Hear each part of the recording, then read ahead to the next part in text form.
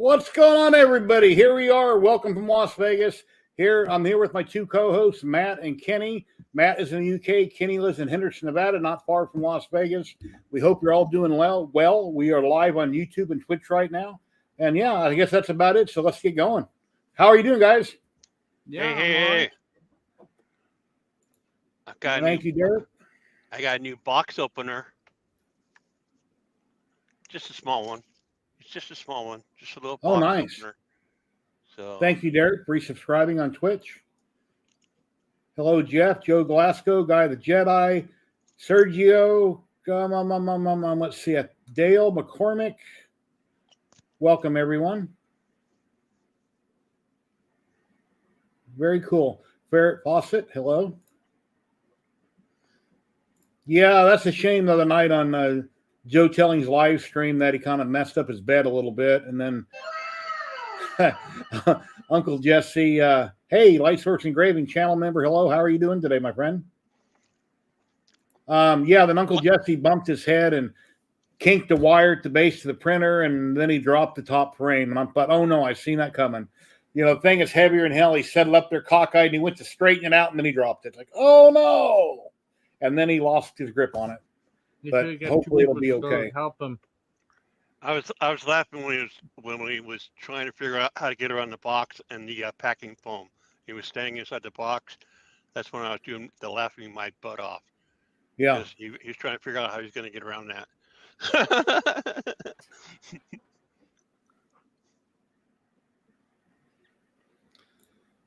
Oh, boy. Yeah. I got a couple CNCs coming from SaneSmart today, a small 3018 I'll be reviewing, and then another one is called the Prover XL. It's 400 by 300. That should be coming today, and I'll be reviewing them shortly on my channel. Be getting that done. Light Source Engraving Patrick might be going live at 5 or 5:30, possibly Pacific. I may or may not be joining in, depending on when those deliveries come today. And it stopped raining, and it's been rained all day yesterday in Vegas. Then it quit, and then it sprinkled a little bit ago, so I'm not sure if it's gone yet or not. It's pretty nice, though, because for many years it didn't rain in Vegas at all. Everybody was praying for rain, and we've had a lot of rain over this last year. Oh, cool. Yeah, Jeff, I have the 4040 that I reviewed last year, but I haven't been out in my garage working in almost a year working on it. And I love the little 4040. It looks like a 150 basically, but smaller. I put my Makita router on it, did a few videos on it. And then they contacted me wanting to review their little 3018. Comgrow came out with a 3018 that I reviewed like a year or two ago. And then I put it to the side, haven't touched it since. But now I'll be reviewing a small one from SaneSmart, and then their Prover XL 400 by 300. That'll be coming out. So, Hobby Main, hello. How you doing today? If anybody like to drop in on the channel on stream, if I know who you are, here's the link. You can drop in, and you're welcome to promote anything you're working on, talk about anything hobby related. Thank you very much for the 5 bits, sharing the 5 bits over on Twitch. I appreciate that. Yeah, I've got 4. I got total. Let's see, 5 now, right? It's like I got 5 subs over on Twitch now. And followers, I got like 670 followers on Twitch, and then on YouTube I've got like 5,800 subscribers and around 10 channel members, I believe it is. We special. Channel members are special. And I haven't been really working on much lately, but here's a picture of something I posted the other day that I did on my LaserMatic MK2. I was on a live stream last week with Rich and Patrick and Jeremy, and I had done that sign. The Happy St. Patrick's Day came off of Etsy. It was a fast little file for like $3. And when I cut it out with one pass, a few things didn't cut out, so I had to put it back down on the bed and recut it out a second time. And then that little Easter gnome is from the LA Hobby Guy, his design. And I got that cut out and painted and all hot glued together. So I figured I'd show them off. Cool. Yeah, see the.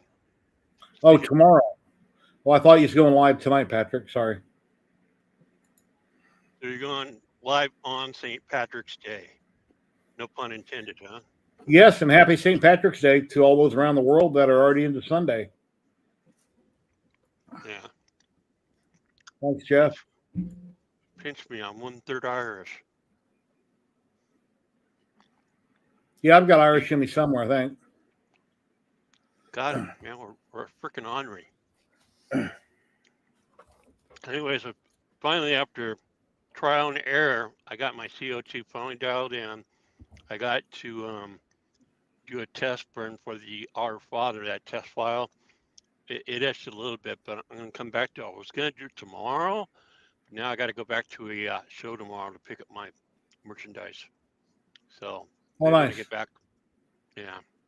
But yeah, it's dialed in. Because the first time I tried it, the laser wasn't coming out, so it was out of alignment. Because all it is, a set of 3 mirrors, from the CO2. You know that. But so yeah, I had to adjust it. It was probably from shipment. Where they were glued in place, right? No, these aren't. Okay, on my K40, they're glued in place, so it's like less likely they would move. No, yeah, these are all bolted in, and you got set screws, and you got little bolts you got to back off on. That hold it in place is what I'm trying to say. Matt is cleaning his litter box that he designed. Looks really nice. Yeah. The Zen Garden.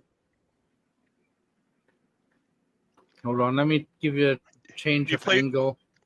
Do you play flute music while you're doing that? I'd be playing flute music.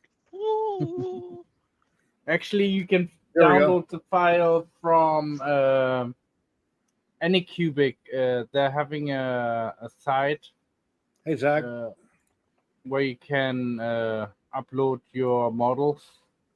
But since yesterday, or a couple of days ago, since all this broke off with printables and Polymaker, what's going on there? I mean, that's some big news. I mean, literally, if you upload your models on printables and several other websites, even so you have the highest tier setting of, no commercial, no, basically nothing selling and all that, they actually have the exclusive right to take your model and sell it to a third party.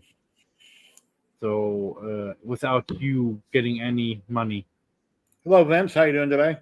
I wouldn't partake. Yeah. I'm gonna delete my models from Printable soon, and I'm gonna go over probably to Fangs. I think Fangs might be the best choice to upload your model. Are you talking Maker World or printables? Printables. I thought Maker World you're talking about. There's several. Because Printables is owned by Prussian. That's a great site. I thought you were talking about Maker World having an issue. But Prussian has the original right for all the models what you upload on the site, and they can sell it to third parties. That's what they said yesterday in TH. What was his name again? TH3D10. Yes, Tim. TH3D Studio. Exactly. So basically, they changed their policy, is what you're saying. Yep. So, Polymaker's making something went down with Polymaker. I can't go into details about that, but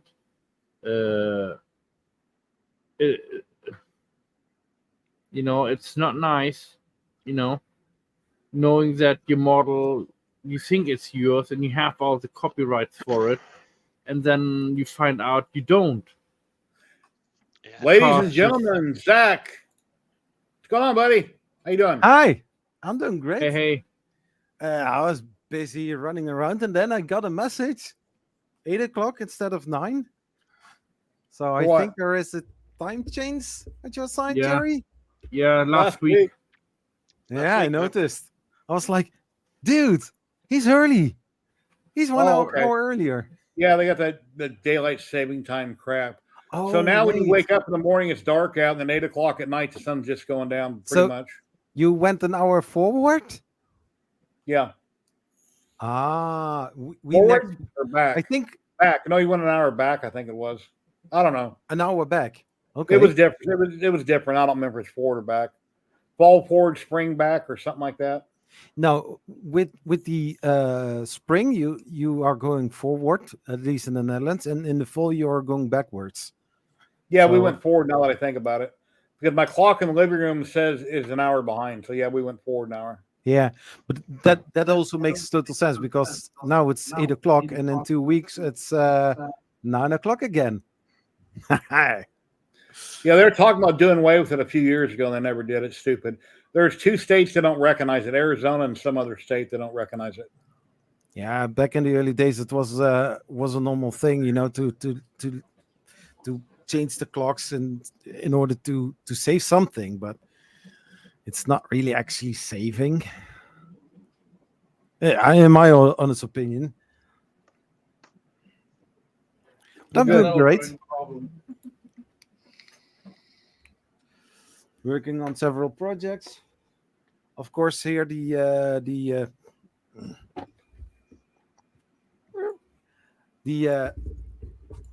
poor man's Prusa. It's almost finished.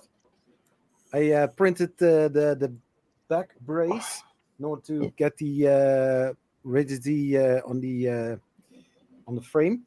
Yeah, and then the electronics, of course. My head looks really big now. How much are you going to have invested in it once you're done? It's lower than you think. 350.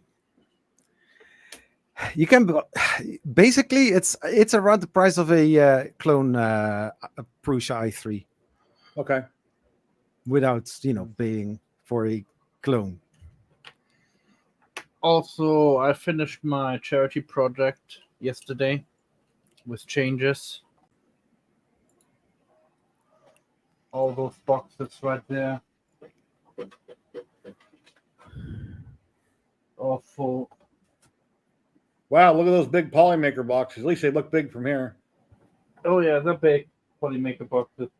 And this was sponsored by Polymaker. And they helped me to be able to make them for the charity. And thank you, Polymaker, for doing this. And special thanks for Nick. He's awesome. Yeah, Nick's a great guy, great person in the community. Polymaker is a wonderful company in the community. And they have awesome filament.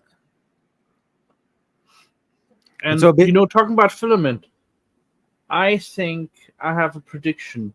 I believe in next year, we will have a filament war where the companies go at each other and lower prices of filament. Because I see so many filament companies coming up the market, new ones too, and I believe it's going to be a serious change of business for filament companies, that they have to lower the prices, even Polymaker, to compete with maybe not that much. I think maybe 15, 20 quid for Polymaker spool. I mean, I would love to pay that. Hey, for Derek, that, payroll money. definitely, instead of £10 for a cheap one, But I think a cheap one I can get now for 10 quid from G-Tech if I buy 10 of them, for 100 quid. Before Polymaker, there was a company that you've seen it at all the shows. I used it back in 2017, 2018, 2019. The center hole in the spools was usually small. It wasn't that big. It wouldn't fit all spool holders. And let's see if anybody in chat knows the company I'm talking about. They got kicked out of the market. I don't remember why, but they got kicked. I think they said their filament was being made in the U.S. and it wasn't. And they got booted out of the market. But they had awesome filament. Does anybody remember the company I'm talking about? You always seen it at all the different Murph and Earths and shows like that. Let's see if anybody in chat knows what I'm talking about. I believe some filament will go as low as below £5 a roll. Company was 3D Solutech. Great company. Used to love their filament. Then they got booted out of the market for whatever reason. Holy shit, that thing's sharp. Yeah. Oh, nice. Run it down your arm, see if you can slice hair off your arm. Good way to check how sharp it is. Hey, Check the hair on Patrick, the back of your arm. Patrick, I got my box openers today at the let's just say Pew Pew show, and I got a few other things, but I won't mention them here. So, anyways, but yeah, I got my box openers. Yeah, GST 3D. I used to use them also. They had a PLA Plus only, then they disappeared, then they came back, and then they changed names. I'm not sure what they are right now. Make me big. I want to show that it's Damascus.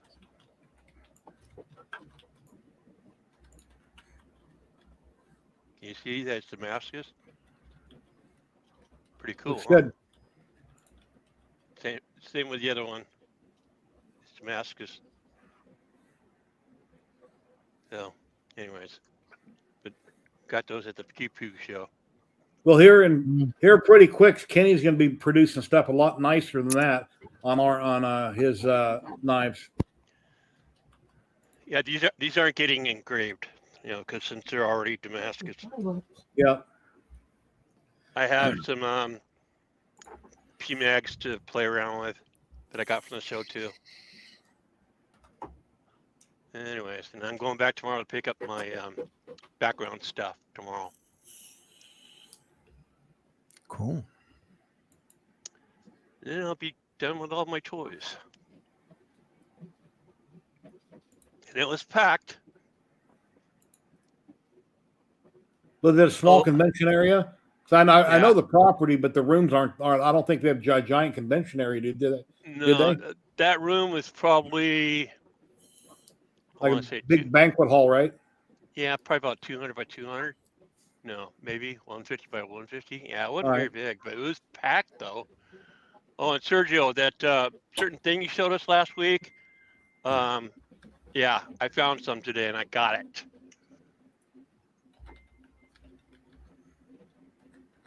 I couldn't believe it when I seen it. And I said, I'm buying that. Sergio. Yeah, I got to go buy another Makita router. I don't want to have to take the Makita router off my 4040 Sane Smart. It's a 4040 Pro. I shouldn't have to rob it to put it on the newer machine. I'll just buy another one for it. Obviously, I can only use one at a time, but I hate robbing one to put on another and then have to move it back and forth.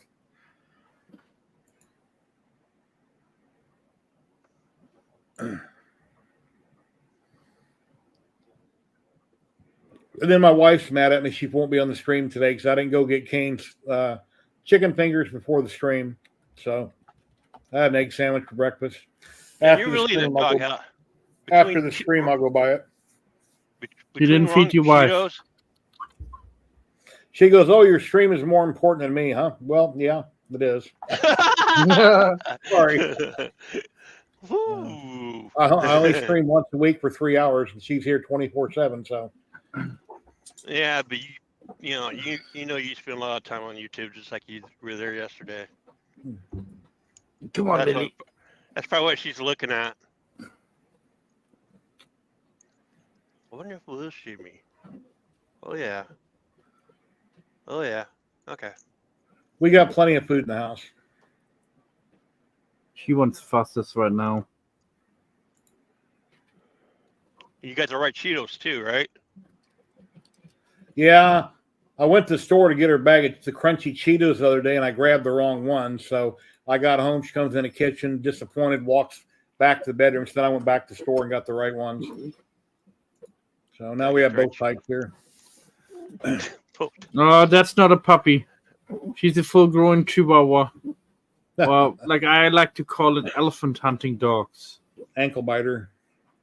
And I also, for the record, I also canceled my Arco. So, and they're already saying, "Hey, you can." Why do you think they don't have in Mexico elephants? They all got taken out by Chihuahuas. So the Arco, they're trying to give you a better deal since you canceled the Kickstarter. No, they're trying to give me a second chance to go for the early. Yeah. They're like, hey, if you want to come back in, you're still invited. If you got like cancel remorse. Like, if the savings is really going to be huge between what they're going to sell it for and the Kickstarter, maybe, but more than likely, I want to see people review it, test it, make stuff, and then a couple months later, let's let them work the kinks out of it. Then I might buy it. I would hate to. I've never bought a Kickstarter, but I would hate to buy one for that reason. They haven't even shown 4-color print yet. And I mean, Yeah. that's the first thing in the picture. They got that thing sitting on top. Well, if you got it sitting on top, where's the 4-color print? I never done a Kickstarter till my wife like said, "Oh, I get you a birthday present," and well, the Kickstarter was there from Creality with the what was it called? The scanner. They had some trouble with it, and they literally stopped making it and made the ferret. Or what is the one I have? The lizard. Yeah, the lizard. Yeah, and it doesn't even work anymore for me. Even the software what I have downloaded doesn't work anymore, and it does not want to recognize the camera. Mm-hmm. So I'm literally having like 700 quid going down the train, and I only scanned maybe a few models, and that was it. Lily. Oh, you know what 700 quid is? Just figure $700. It's about the same, but not exactly. Yeah, I used to follow that, back when the mark was still around. I kind of missed the mark. That was some fun money.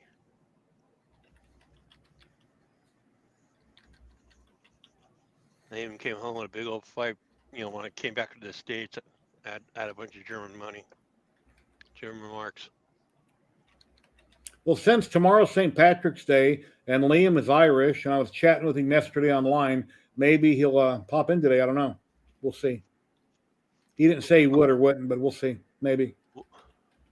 And Starship was really cool. If everybody's seen it, been waiting. That was really awesome seeing that camera view when it was coming back in and the heat shield getting red hot. Because the only time you've ever seen that before has been in a movie where it's all CGI and not real. This time it was actually real. And everything almost went as planned, but not quite, but close. So really amazing to see.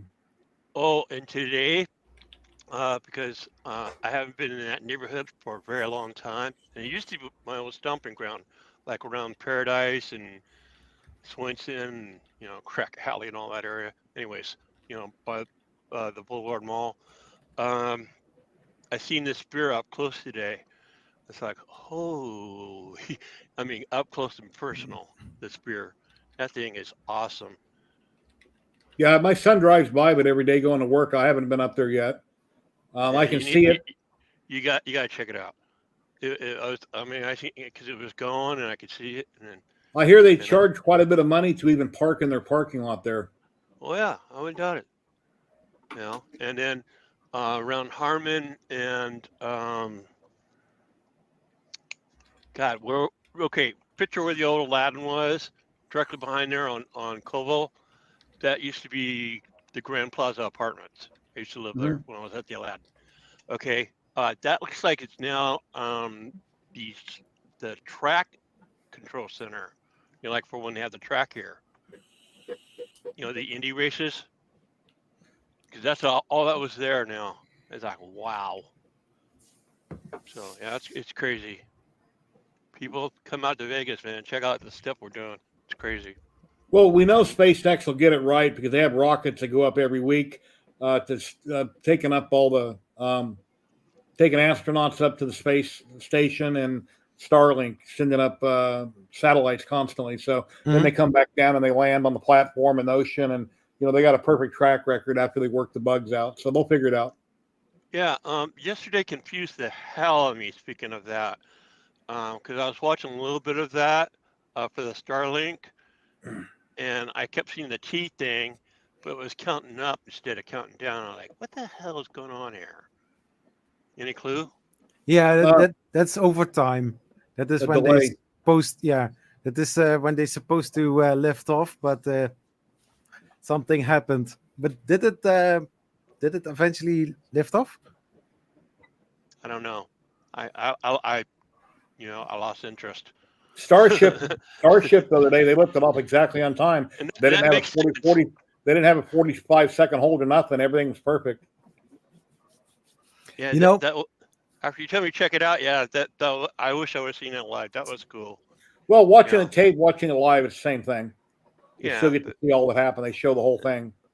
yeah, Unless and, you and hear that something happened and you read about it, now you're watching it, you know what's going to happen. But yeah, it was great. It was awesome. I Yeah, you watched can the hear- whole live stream from NASAspaceflight.com. It was it was amazing. I couldn't leave it out, so I planned. Normally, I have to go 2 times in a week to the office, but I planned Thursday, Friday to be at home. So I was like, yeah, I want to see the whole thing. You know, just starting 4 hours before liftoff, whole watch party. Thank you, Jamie, for subscribing on Twitch. Thank you. Thank you. But then you see the news outlets writing negatively about it. I'm like, Well, when the booster was coming back down to the ocean, if you watched it, the grid fin started going crazy and it started kind of losing control. And so it hit really hard. It didn't come down with a soft landing in the ocean, but it was coming down. We had a camera, we seen it. And then when Starship was coming back into orbit, it wasn't turned exactly the right way. You can see everything getting red hot. And then the camera went out. So you can see anyway. stuff flying off too. But yeah, it was doing yeah, good. that seems to be normal because I also watched the video from how is the guy called, the bald guy? He was also in the stream from NSF, but Scott Manley, he also said about it. Oh, yeah. You know, a lot of frost is coming off from the spaceship as well. You know. Yeah, I watch What About It. It's a channel that I subscribe to. Oh yeah, I watch them all. What About It? He moved to Florida from, I think, Germany, and I watch him all the time. And Marcus House, I also Scott watch. Manley is a legend. Oh yeah, he has Especially some in great Kerbal humor. Space. Yeah, Kerbal Space program. He got me started in Kerbal Space program. You know, the channel Marcus House, he started officially with, you know, videos of Kerbal Space Program. I was like, he mentioned that a few weeks ago in one of his videos, you know. I was like, no, he didn't. So I watched one of his first videos all about Kerbal Space Program. I was like, oh man, that's crazy. Starting as a gaming channel with the interest of space, and now only doing space. All right, Sergio. Yeah, he does do flight simulator event every once in a while. So, He has also his own plane. yeah. I mean, I did see a video passing by, but I'm more interested in the space side of it. Well, Elon Musk hopes to launch at least 6 to 8 more times this year. So hopefully within another, let's say, a month, we should see the next one going up. Yeah, but Jerry, there was a huge improvement versus the second and the third launch. You know. Oh yeah, the other one they had to blow up in mid-flight going up. This time it made a space. It separated. One was coming back in for re-entry in the ocean. The other one's coming back in for re-entry. It done 1,000 times better, and we got to see it all on camera. That's very. So awesome. I think the mishap investigation of the FAA would be way shorter than from the second test flight. Oh yeah. They are retrieving that out of the ocean, right? They say they're not, but they probably will if they can. Of course, you got all those engines and everything. Of course, it can be recycled. You would never want to reuse them, but I would think they would if it doesn't sink too deep. Yeah. Yeah, or it is on the ocean way too deep, and it's hard to retrieve. But there are some parts on that you don't want to get in hands of the competition. Well, yeah, but I'm just saying ecologically, yeah. It's hard to say. They might have put some kind of a tracking device or something on it, which they don't, because of course they don't tell the public everything they do. All we know are what all the live streamers pick up from here and there or assume. So yeah, you never know. They might have had some kind of a and if those rocket engines will, still be intact, they are very high in value. The problem is the corrosive salt water. That's the biggest problem, the salt. And then if it sank and the water's too deep, just like a lot of ships with treasure for the last hundreds and hundreds of years, depends where it went down at. Yeah.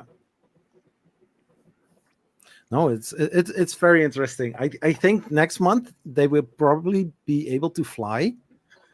depending on how heavy the launch pad was, damaged. Roger Brown, channel member. Hello, hello. How are you doing today, my friend? Hope you're doing well. That would be really cool.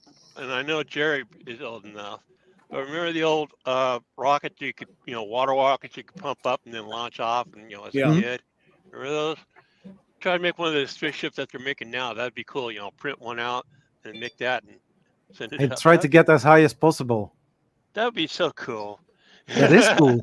No, that is cool. I have heard or seen somewhere on YouTube a video somebody is bringing this water rocket to 250-meter altitude. That's pretty high for water powered rocket. That's. Hey, Build Overbot. Hey, Build Overbot. That's got to be special material so it doesn't crack. Then they got that other rocket where they spin it.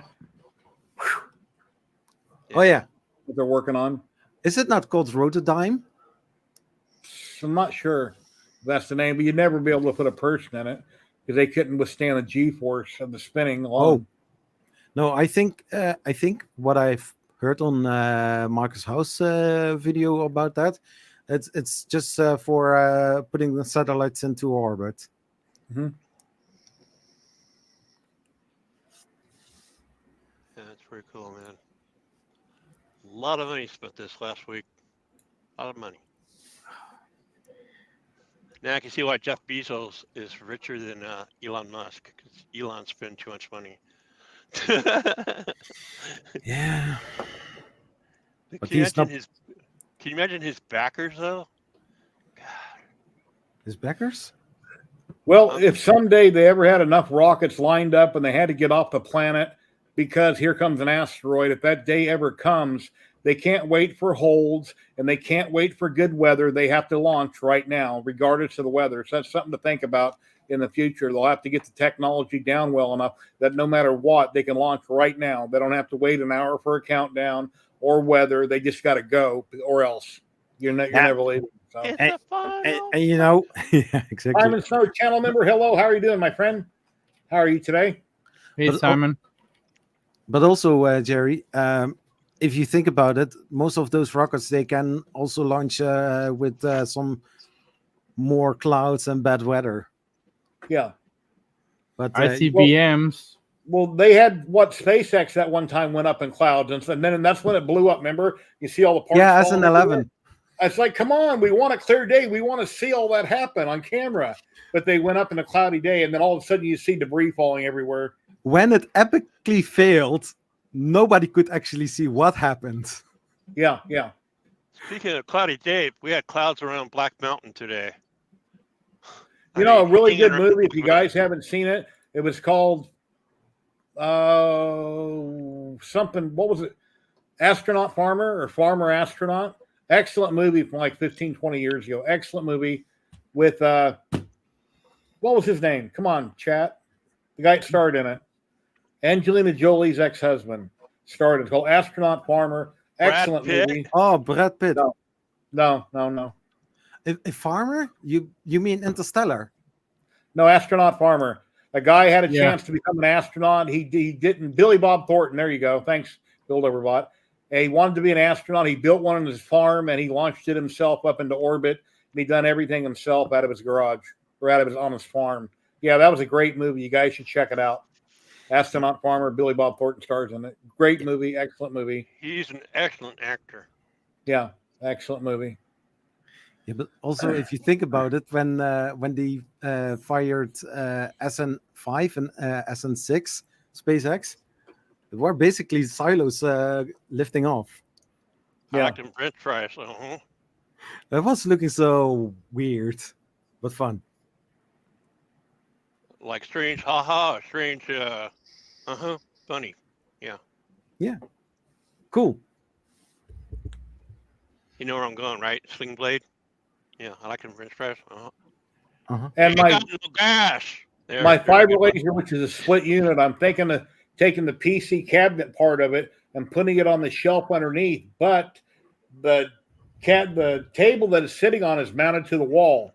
So I would have to take the head off of the base, cut a hole big enough in the tabletop that I could feed it up from the bottom to put it back together, because there's no way I can pull it away from the wall and cut a notch. So that's something I may do to make more room for equipment. Chris Mink, what is going on, buddy? Hey, Chris. What's up, 3D printing nerds? Hey, good to see you. Yeah, definitely have to. Chris Mink is also a channel member. Thank you very much. Didn't you have channel members before? I've had it for a little bit. I've got around 10 channel members right now on YouTube. And whenever I do a video, I list all my channel members and thank them at the end of the video, and I list their names. That's a good thing to do. At some point, I'll find something else to do with that, but that's what I got at the moment. Yeah, channel members, if you piss us off, we'll come and visit your home and, yeah, you're coming for it. Yeah, and we'll squat in your house. I've had 3 people that I know in Vegas that have came by to visit and seen things. Kenny's one of them. Jared has been up here. Another friend of mine. He works for Count Customs. I can't think of his name. That's terrible. Walter Casidio. He's been up here a few times. Cool. Count Cool Rider. Remember that? Yeah, that's the same guy. Count Cool Rider. Thank you very much for the follow on Twitch. I really appreciate that. Thank you. That's when his dad had a TV station. Ooh. And then when I was a little kid on Channel 5, it was on Boulder Highway. The building was as big as Matt's apartment. It was their whole studio. And that was, God, what was the Vegas Vampire, they called him way back then when I was a little kid. And then Count Cool Rider came along later on when I was a teenager. He acted like Elvis Presley and different things. They had late night movies, they had Elvira and stuff like that. Oh. Interesting dude, I guess. There's been people on Facebook posting old toys from when I was a kid. And a couple of them like, yeah, I kind of remember that. Some of the stuff I automatically recognize, and other things like, wait a minute, do I remember that? It's pretty cool to see some of the stuff people are showing. And you know who pisses me off? Because he's got every damn thing I want. Jeff Dunham. I mean, you can have it. He did a thing of toys that would kill you back in the day. I mean, cool. The creepy color maker. He did a Johnny 7 one-man army. I had a Johnny 7 one-man army. I think the yard darts and the clackers were probably the 2 most dangerous things. He had those too. Somebody shipped them to him. He got them on eBay, and he was acting like they were hush hush. But yeah, that's what they were, lawn darts. Yeah, he pulls out all kinds of stuff. Yeah, I remember lawn darts. I was not allowed to play with them. And then he's even got one of those wax machines where you stick a quarter in and it makes a wax model. Who remembers a water wiggle? What are we? You hook it up to a garden hose and it kind of spins around the yard like this and sprays water out the bottom. Yeah, I know those. And it had like a head on it with a face, a cup like for a head. And the garden hose went up in it and bent down and shot water straight down and kind of danced around. It's called a water wiggle. And then it slipped and slide, yeah. Stephen Poole, hello. How are you doing today? Hey, Stephen. Hello. Hello, Steve. Here's a link. If anybody else like to drop in to come hang out with us, you're welcome to do so. Yeah, let's see some mix, man. I mean, what you're working on. Yeah. I printed this. Tim Dewitt had one on his stream, so I looked on. It wasn't on Printables. I think it was on Thingiverse. It's a 2-piece thing that you print out. You snap in your stream deck. Well, I hot glued the front half to the back half with glue because I don't want this front piece to slide off the base. So I glued them together and put in my stream deck. Oh, I still have this foldable thing from my stream deck itself. It's okay. It's doing fine. Yeah, it's been raining here in Vegas all day yesterday, this morning. It looks like it's sunny at the moment, so things are starting to dry out. Oh, we in the Netherlands, we had all day cloudy, but also sun. So, Netherlands, isn't that where Dr. Pole's from? Yeah. probably don't know who he is. But Doctor Who? Dr. Poe. He's on Net Who? Geo. Doctor Dr. Who? Poe. He's in Detroit or Michigan area, but I think he's Netherlands.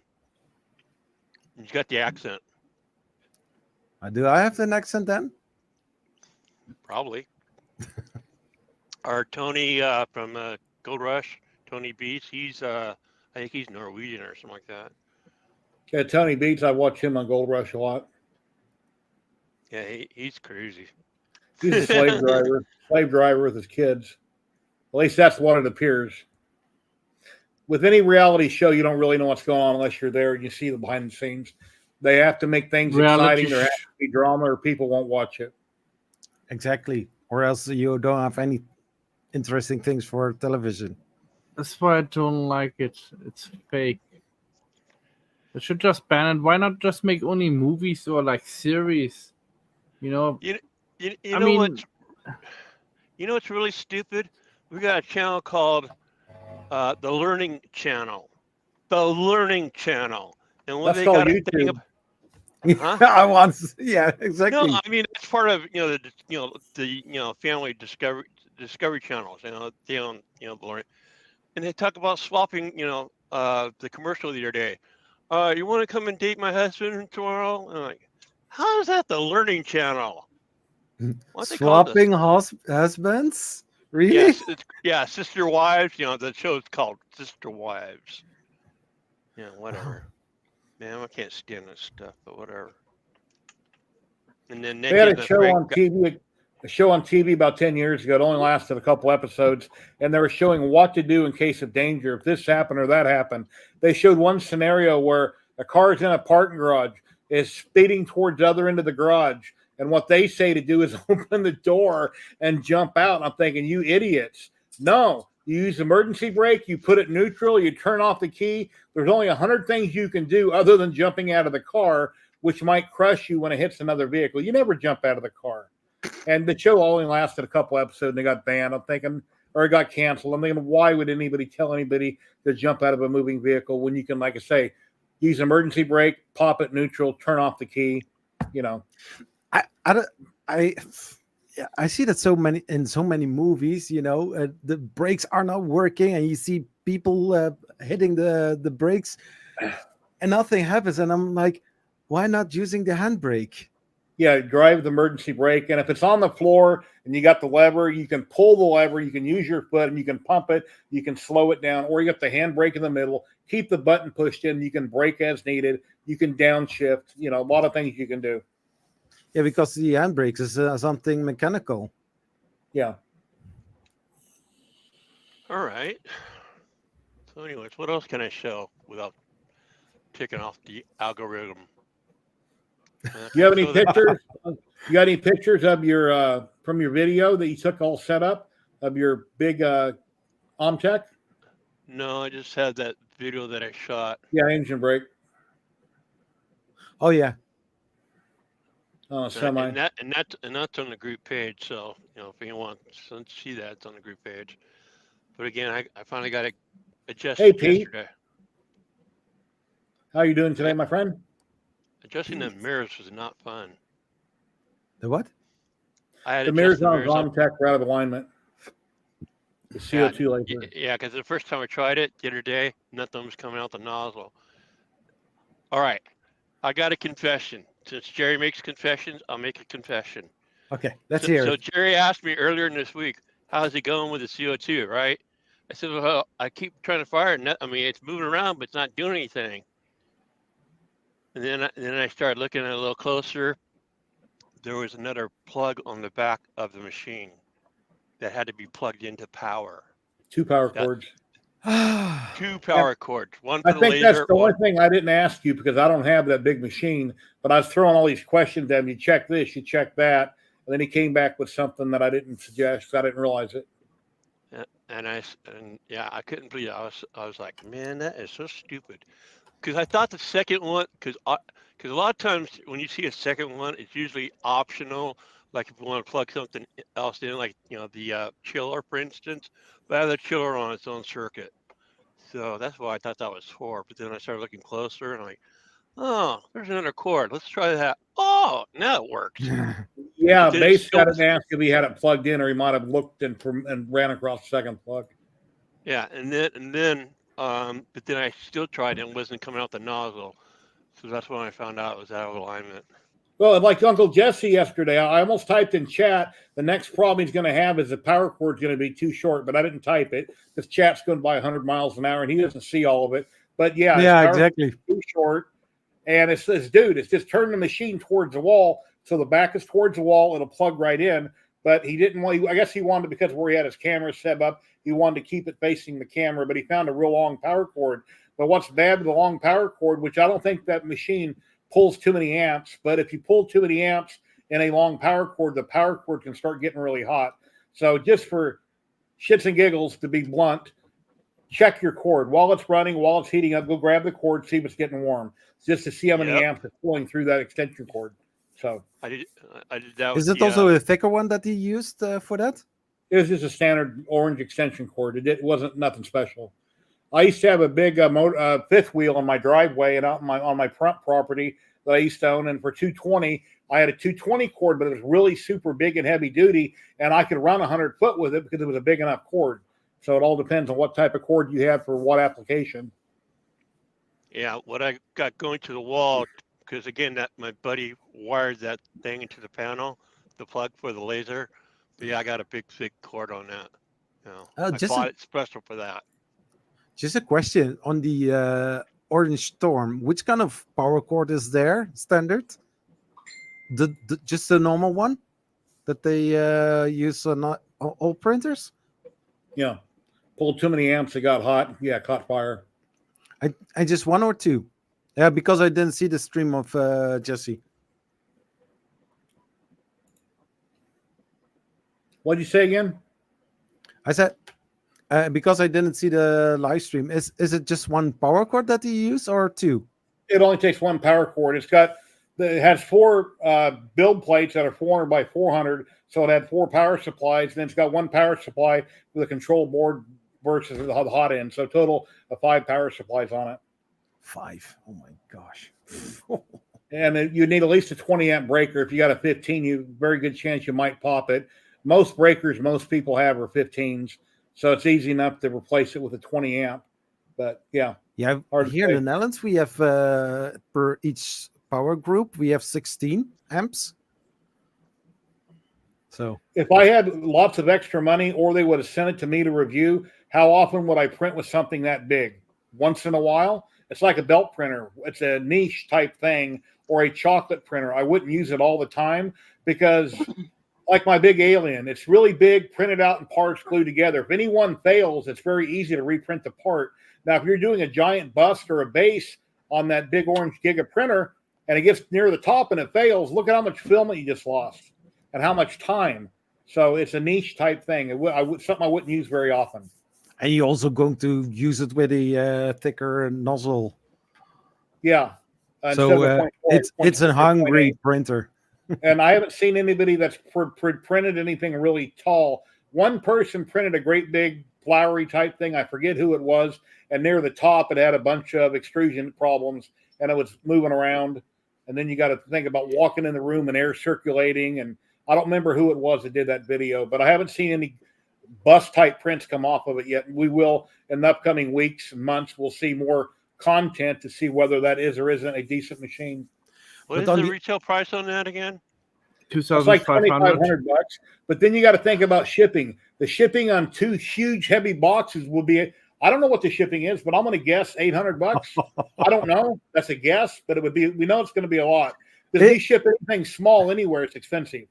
It's Jerry, it's basically a 1P1S on shipping cost. Say that again? That would be around a Bamboo P1S for shipping cost. Yeah. Wow. I mean, it's not that DHL is going to deliver it in a normal box under the arm, right? On the Kickstarter for $1,500, if they had in free shipping, I'd say, yeah, everybody jump on it.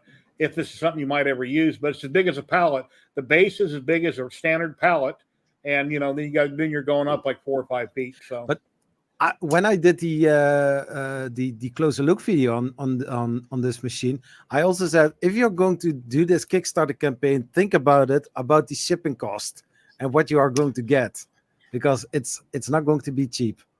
Oh yeah, it's anything is everything's expensive. The machine at that moment is it's a bargain. It's 1,200 euros, but the shipping cost.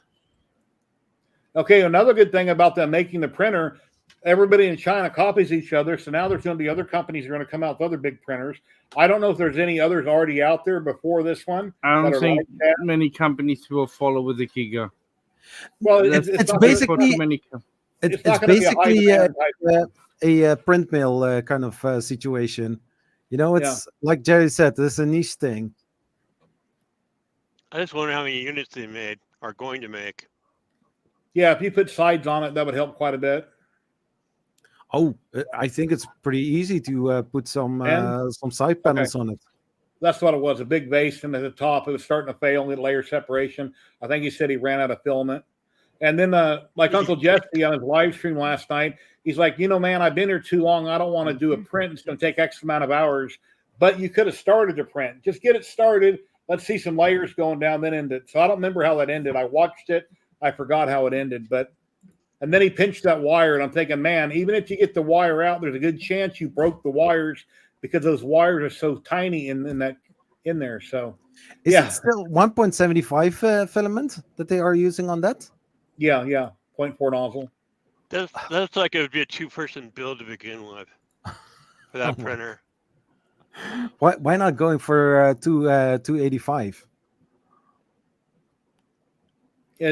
People rarely use that kind of filament, and most places don't make it. Oh yeah, makes sense. The size again, I think, was 800 by 800 by 1,000. I believe is what it was. Yeah. It was for sure 800 by 800. I think it was 1,000 tall. Build Over Bot thinks it was 600. No, it had 400 millimeter build plates on it. But also, if you think about it, the Neptune 4 Max, that build volume, those plates are on that Giga. It's massive. Yeah. I mean, I have a T500 right there. And it is big. Yeah. But just imagine that Congro makes also a big printer with those build plates. Yeah, but the build plate for the Congro, it's too good, because my first print what I did, True edge, got stuck, and I used just regular PLA. Dude, you need some very thick walls in order to get the prints from the build plate. Yeah.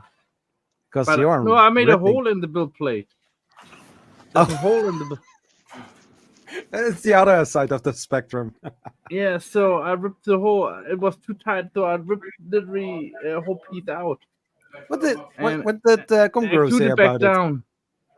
it? Are they saying like, Matt, you are Superman? Or you said, hey, I was ripping it. It's not a regular texture plate. It does have like a rubber texture on top. Yeah, coating on top, very thick. Like almost like the G-Tex, what they had on the A30 Pros and A10s, and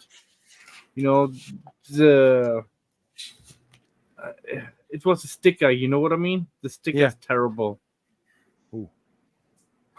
So it's like a sticker on top. And I want to replace this now next week with a glass plate. Mm-hmm. Even so, that will be big and heavy. I'm just gonna take it slow and easy, on it. As long as I have a glass plate on it, I know it will be level, and I should have no problems with it. Big piece of aluminum I got off of Amazon, 1/4 inch thick, for working with the CNCs I got coming in the mail today for some upcoming videos. And I can also use this on my fiber lasers from How Tien. And then I got more wood for engraving, some basswood, big thick pack of it. Cool. Nice. I did see the video from Sam about the We Create. It's a cool machine. Yeah, it levels up and down. Yeah, I've seen that. Hello, Dan. How you doing today, my friend? Solid Hey, machine. Dan. Dan, hello.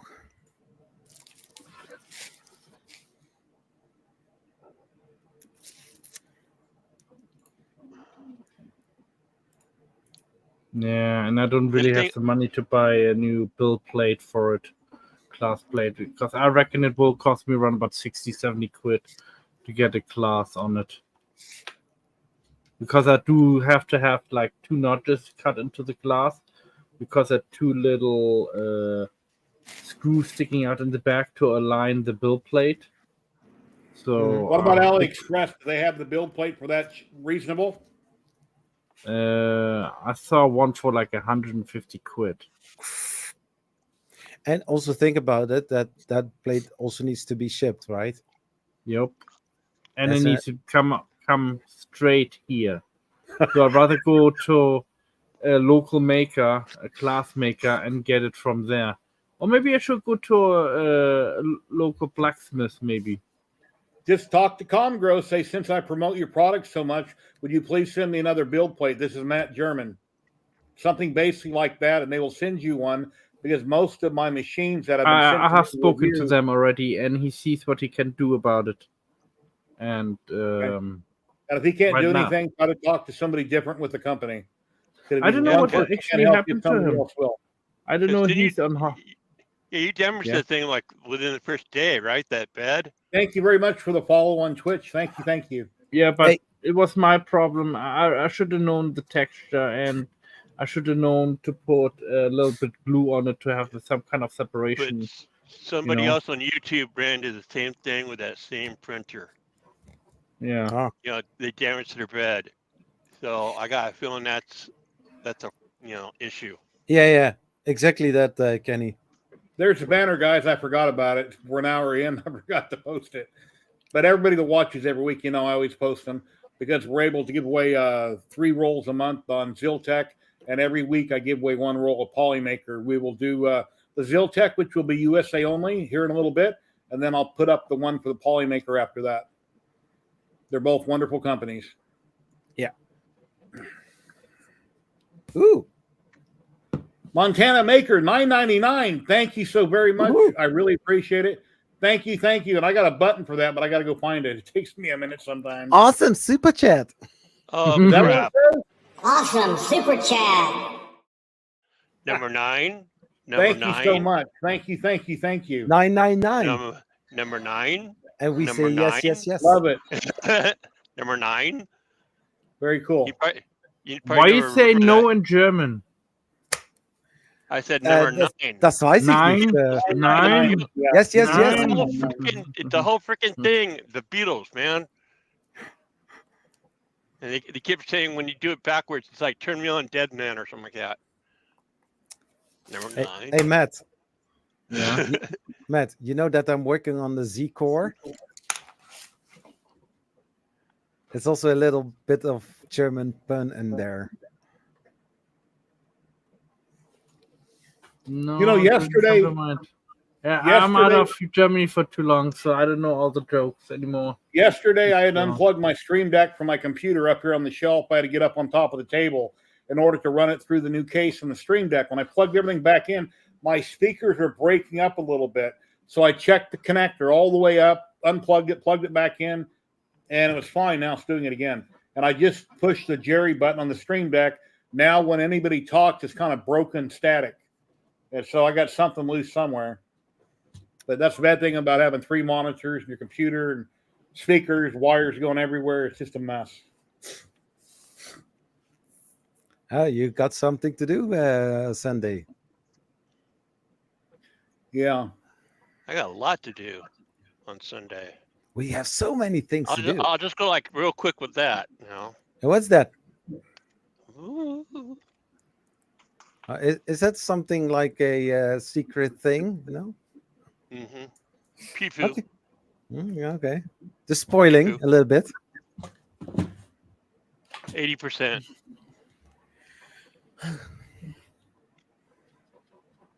Oh well. So, anyways, I'm printing a noisemaker, by the way. And I working on a. This is You're playing a CMYK. noisemaker. Yeah, it's going to be an air siren. Oh. An air raid siren where you crank it. Yeah, exactly. Yeah, that was cool. It's massive. It's sprinting for almost a whole day. And my wife said, "Oh, it's pretty far." I said, "Like, yeah, this is a fast sprinter, that is printing this. Just imagine printing the same thing on a different printer that is slower." Go out in your backyard at night when it's dark. Do that for about a minute, and then quietly go in the house and see how many lights turn on and people running out in the street. It's something that I'm going to probably do. Happy St. Patrick's Day. You mean you can get fined for that? I think in Belgium, if you get caught. If you raise the alarm without a cause, you're better off going in your cellar and go in the garage and do it there. This way, it's a little bit muffled. You know what I mean? Yeah. Now we have some space, so I'm going to grab my camera, go somewhere in the dark, and then make the noise. All right. Good luck, dude. Remember, destroy the evidence before you get caught. No, the evidence will be on YouTube, just for the shits and giggles. I didn't know you'd magic cake and relaxative brownies. What? You said chicks and giggles. Yeah, shits and giggles. I gotta try to fix this. Just a minute. Jerry have a picture for that. Of what? Shits and giggles. Oh, Shiggles. brownies. The brownies. Remember the relaxative and the brownies? The magic space cake. I'm looking for the picture now. Not sure if I took it out of StreamYard or not. Yeah, I might have deleted it out of StreamYard. That's not important. Anyway. You're feeding your beard, not your mouth. What? You're feeding your beard, not your mouth. It's secret stash. Come on, give Kenny a break. Oh, all right. Aftertaste, yeah. Yeah. Yeah, I got rid of my beard 3 weeks ago, and I'm already growing back one again, and I'm like, No, I tried to. I shaved today. Yeah, I can see. I shaved today too. I trimmed my beard before I went to the show. Can you tell? Oh yeah, looks way shorter. Looks good on you. Well, I mean, my mustache wasn't coming down. You look like Santa Claus now. God, man! And by the way, as soon as I went to the show, as soon as I went in there, 2 guys standing there, full army uniforms. I'm like, oh man, no, I don't want to go back in. Yeah. So you volunteered for another 25 years. I couldn't even believe it. They're there. You go to buy some stuff like that, and oh yeah, let's go in the army too while we're at it. Okay. Anyways, and they were just standing there. I do like the modern day uniform though. Somehow they have to get recruitments. Huh? Customers make better choices. The problems in aviation right now, that they need pilots and they can't find them, and they need people for different things in the army too right now, especially drone pilots. I could be a drone pilot. That'd be easy. Yeah, you get good pay for it. Oh, where can I apply? Ask your army, I guess. Oh, then Netherlands. I need to go for the special training first 2 years, and then no, I have some other things to do. Yeah. But most drones are now 3D printed actually. Oh yeah. Quite a few of them. Okay, so I'm a helicopter crew chief. veteran. How long do you think I was trained to work on helicopters? 12 years. 6 months, Right. 2 3 weeks. months. Oh. 3 months. 3 months. Yeah. Oh, On the I job, thought you were working training, on it 12 years. on the job training, they show you basics. They teach you on the job because they need you now, not in years. Yep. Yeah. But I mean, they do test you, and I did pick it up real quick. I enjoyed it. Yeah. Then I got to work on Anybody Cobras. who have skills with video games, etc., could be potential be a drone pilot. So if you have a lot of fly experience with your video game, those are the people who can fly drones. Yeah. I can fly my DJI like it's it's easy. Is my think mic about- breaking? Is my mic breaking up at all? No. No. And it's No. just my speakers. I couldn't solve the problem. It's a loose connection somewhere. I can still No, hear everything. you sound fine, Jerry. Crackling. What did you? They. Yeah. Yeah. I can't. All right, ladies and gentlemen, we're going to give away one roll of Ziltech filament. They're out of Houston, Texas. They sell extrusion. They sell big tree tech boards, tons of different types of filament. This will be USA only. So if you want to enter, you're anywhere else in the world, it must go to somebody in the USA at a USA address, or I can redraw if you don't want the filament. If you won the last 2 months, please don't enter. Ask me to redraw because my rep with Ziltech gets upset when the same people keep winning over and over. There's no way to rig it. What happens, happens. And yeah, you'll win. I'll give you my email. You'll go to ziltech.com. You'll pick out the filament. You'll email me your name and mailing address with what type of filament. My rep will send it out Monday. You'll have it by next Friday. So Here we go. Guys, count down with me from 5, 5, 4, 3, 2, 11, 12, 9. Here we go. 0. 86.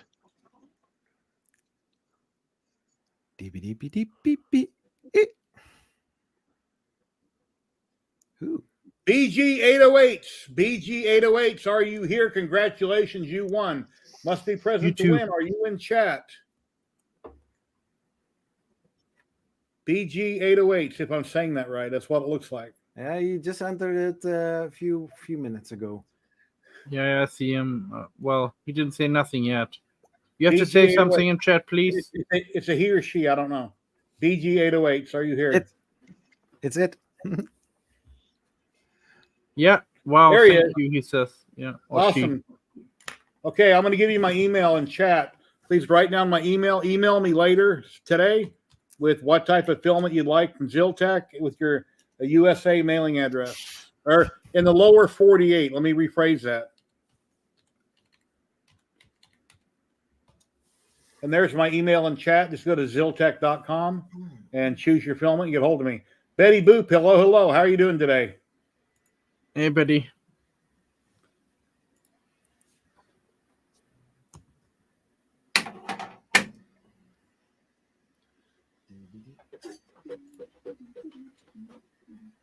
What are you doing? Who? You. Me. I'm taking Well, a why print you- of the milk. Yeah, but why are you taking a spatula underneath the build plate? Not underneath. That is what it looks like. It. No, man. Jeez. I peeled this off with my hands, a little strip. I don't even use.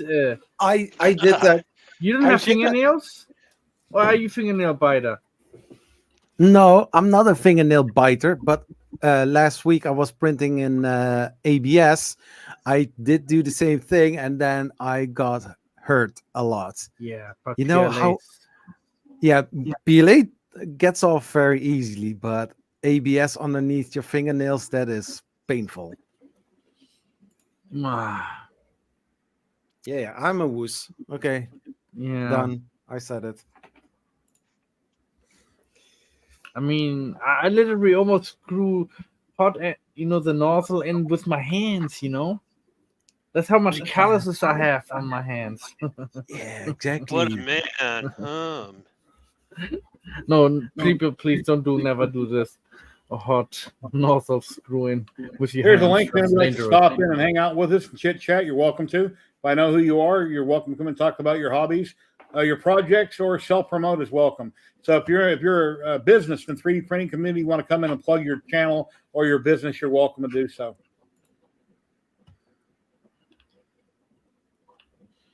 Yeah, I want to say special thanks to Polymaker. I finished my charity project with changes.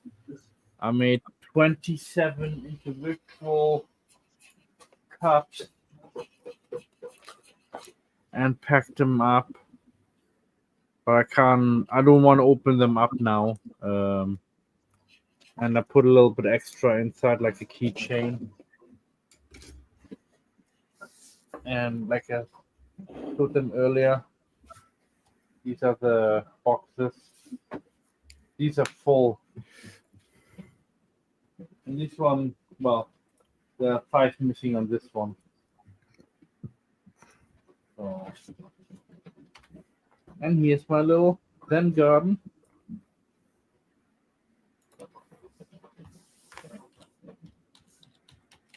Meow. No, cat never used it. I had it so long on there. Meow. Cat sniffed at it, Meow. but that's not what she did. Anyways. Anyways. Way you like. Anyways. So, what's next? Oh, here's a picture. Betty Boop, are you still watching?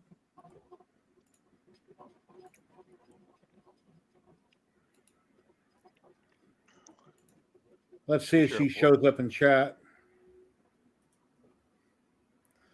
So I had a picture I wanted to show her if she shows up.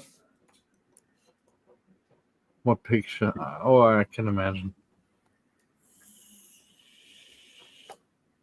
What, the next big thing you want to print? No. So you're done with big prints? For now, yeah.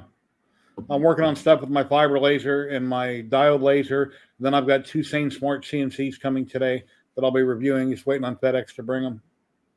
Yeah, I have 2 printers also coming, maybe 3.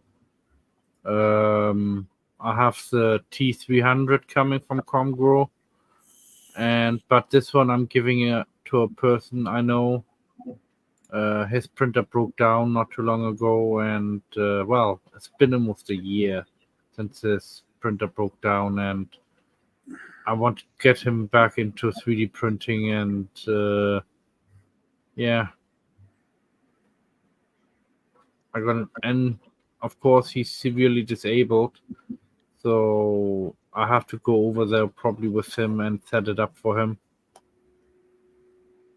The thing is, he have 2 bad legs, and he can't carry heavy stuff, and 1 bad arm he have. So he's an awesome guy. Learned a lot last couple of years. Yeah, when you get older, you kind of fall apart. It sucks. That's life. Yeah, no, it's disability what he have. You ever seen Forrest Gump where he had this special leg stuff on it? He has the same stuff on his legs. The metal, what keeps his knee straight, or I'm not sure how it works, but he explained to me. Yeah, braces, yeah. So it's Run, Forrest, run. Oh, yeah, my brother needs to get a knee That's replacement sometime in the next couple months. I already had a hated hip that scene. replacement. Yeah, and I'm not going to a picnic, so in April. Oh, I was, you I was banned? kind of, huh? You My banned? sister, no, my sister and my brother-in-law are having medical issues, so she Oh. decided to cancel. So, and I'm not going to go to California on my own to the picnic because it's too expensive. Mm. You know, just to get a room, you know, there's $300 or $400 and fuel, your meals for the weekend. So, and nobody I really want to see anyways. Most of the people from my hometown are assholes. We have this everywhere. I'm being serious. I mean, Well, there's dude. only. You use 1083. Hello, how you doing today? Hey,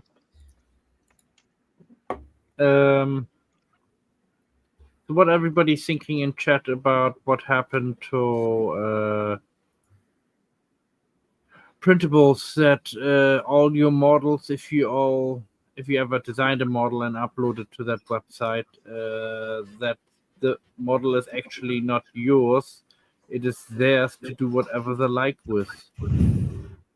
I mean, that's not good. Yeah, I saw passing it by yesterday on Twitter. I mean, I was still thinking about it. Like you earn points or meters, Prussian meters, and you can buy stuff with that. And I was like, but what is the profits thing about it? You know how you upload free models and then you get points and you can buy stuff with it, but they lose money with it, right? Yeah. So I yeah, think what Matt's saying is, you upload a file that's yours that you designed, and they profit from it, and you don't get anything in return Yes. except They can points. they can sell your model to a third party. yeah. I think a And lot of that's- companies wrote in every possible contingency. So if they want to, they could. It doesn't mean that they will or they are, but they could. Fine print on almost all contracts. There's all kinds of crazy stuff written in the contracts. I really wouldn't be too worried about it. If you're offering it up for free for people to download, I really wouldn't worry about it. I know there's right now between Prusa and another big company some issues. I can't tell the company right now. I'm not sure if I'm allowed to, but I found out this about like a week ago about this, and wow, you know, it's gonna be a battle of giants, I say. Yeah, when I go to print something, whenever I do a video for something, I usually go to printables first. I just like the layout and the convenience and the way it's laid out. It's I always it's go a to brilliant Thingiverse. site. I go to Things last when I'm looking around. I also go to Cults 3D, Maker World. Sometimes I'm not that familiar with it. Obviously, I got a Bamboo. I got a built-in slicer, but I'm starting to go there more and more. Always try to find things that are unusual or different or something I haven't printed in FDM or resin before when I go to look for something new. Yeah. And then paid for models. I have a lot of those from a lot of different people. And I either buy them or I get them from different sculptors. It all depends what the project is. So Is Patrick still here? he's working, but he's probably in chat. He's probably listening. All right. Yeah, because I'm wondering on Aerosis if I can get by with the for the Galvo, if I can get by with the airbrush compressor for now. Yeah, you get the little air compressor. You can run it. Just have a regulator on so you can turn down the pressure, and you can hook it up that way. But I mean, it's one of those little airbrush air compressors. Yeah, I've seen it sitting in the corner. It's got plenty of power. If it just sits there, it'll build up, it'll maintain and use air, and then it only runs when it needs to. Or you can buy a small one. That's the one in my garage. That's a 20 gallon tank. I'm talking about my little airbrush one. I mean, I could pick it up and hold it in my hand. Those don't. I don't think they put out enough air, and they constantly run, and they'd get hot running over a period of time. Yeah, I would think so too. The kind that came with the Raleigh, I went and bought one exactly like that for $70 off Amazon, and I got that hooked up to my fiber laser. I got it off Amazon. It's exactly like the one with the Raleigh. Or the Raleigh. I took one off the CO2 about that. I mean, it was a huge one. It looked a little bigger than the one on the Raleigh. Hmm. So I might use that one. Because, I mean, it's brand new. Man, I got to get that set up. All the sites want to claim your work. Oh, man. Walking around that show wore me out. God. And parking. God, parking was a bear. It's the second week in a row we've had very few people on screen. like I say, I can have up to 10 people, and there's a lot of times we do have 10 people. But 2 weeks in a row, it's been very slow. Last week, I only streamed for a little over 2 hours because it was so slow. Yeah, where's everybody? We got a lot of people watching. We got 47 people watching, 30 on YouTube and 17 on Twitch, which is very nice. And thank you, everyone. If it wasn't for everybody watching, we wouldn't be doing this. We really appreciate it. DMAT1773, hello. How you doing today? Hey, D-Matt. Yeah, come join the fun. Hey, non-fam, also here. I didn't see him. Yeah, he says hi, so I think he just dropped in. Oh, there he is. Non-fam, what's going on, buddy? Hello. Yeah, overlooked him.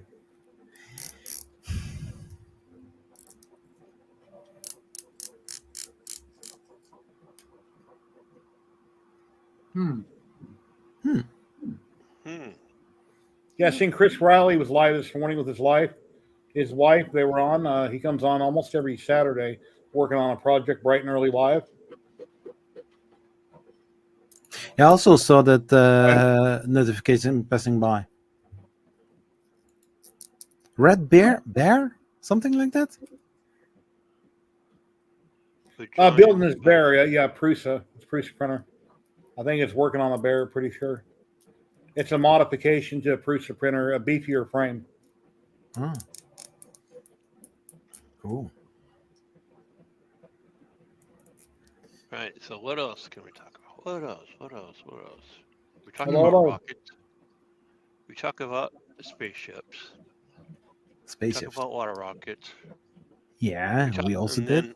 And then there's stuff I can't talk about that I want to talk about, but I know I can't. What's the build volume on your Omtech, your flatbed CO2 you have in your garage? What's build volume?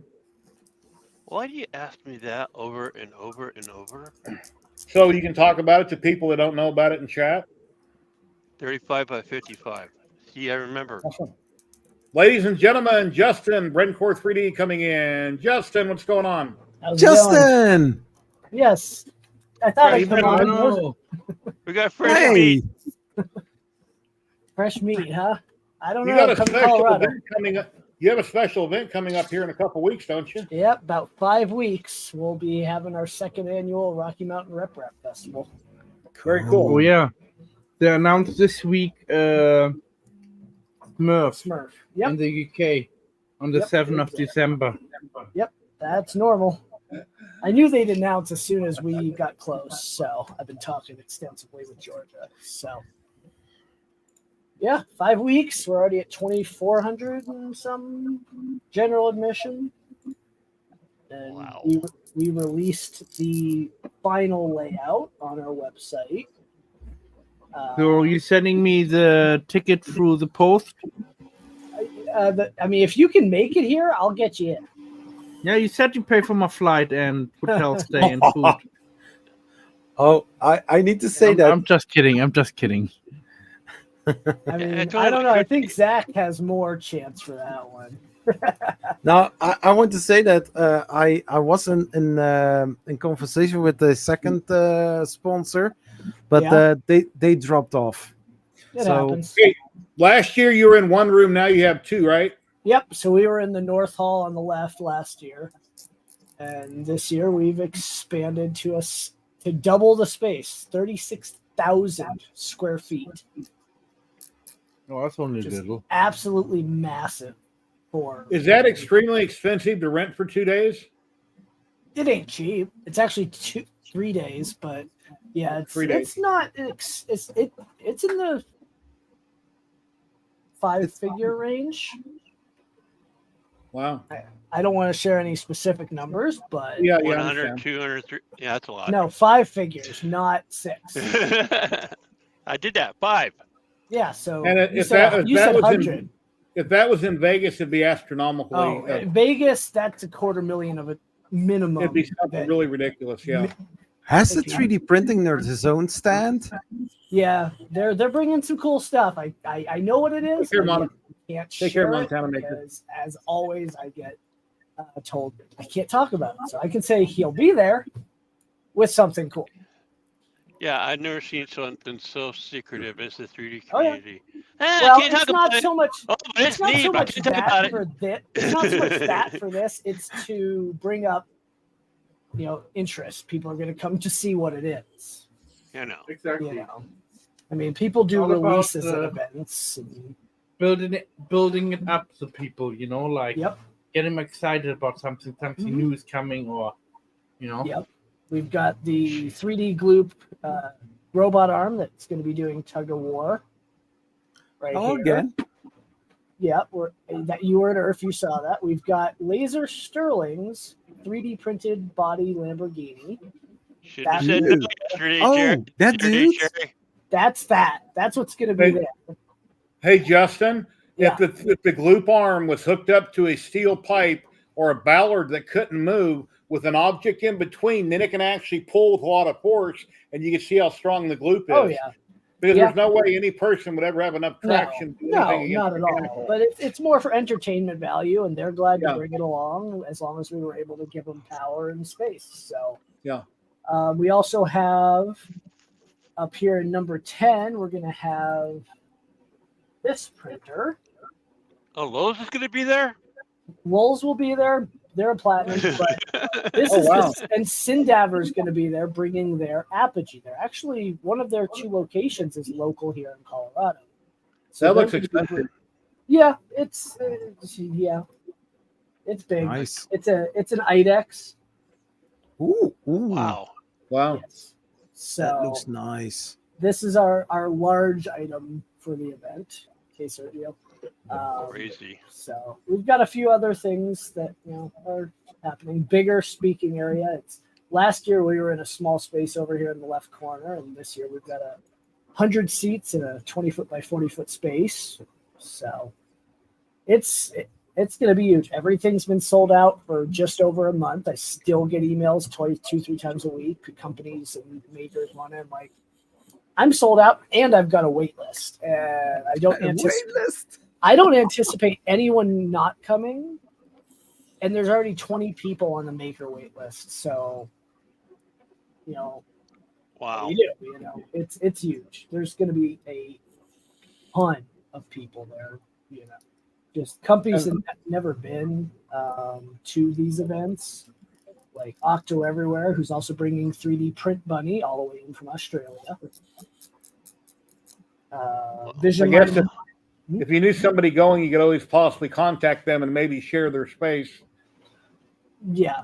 Do you ever foresee, not to cut you off, but do you ever foresee putting on shows closer to the West Coast? So for me, the show's going to stay in Loveland. The problem becomes setting up an event further out of the area. You've got to go to the venue. You've got to do things at the venue, store stuff near the venue. We will not, because we're going to stay here in Colorado. That's why it's the Rocky Mountain event. Well, yeah, you live there and it's perfect. I live Yeah. here. Same thing Right. happens for the Earth or 3D Printopia. Those guys live in the area. One of them lives a little further away.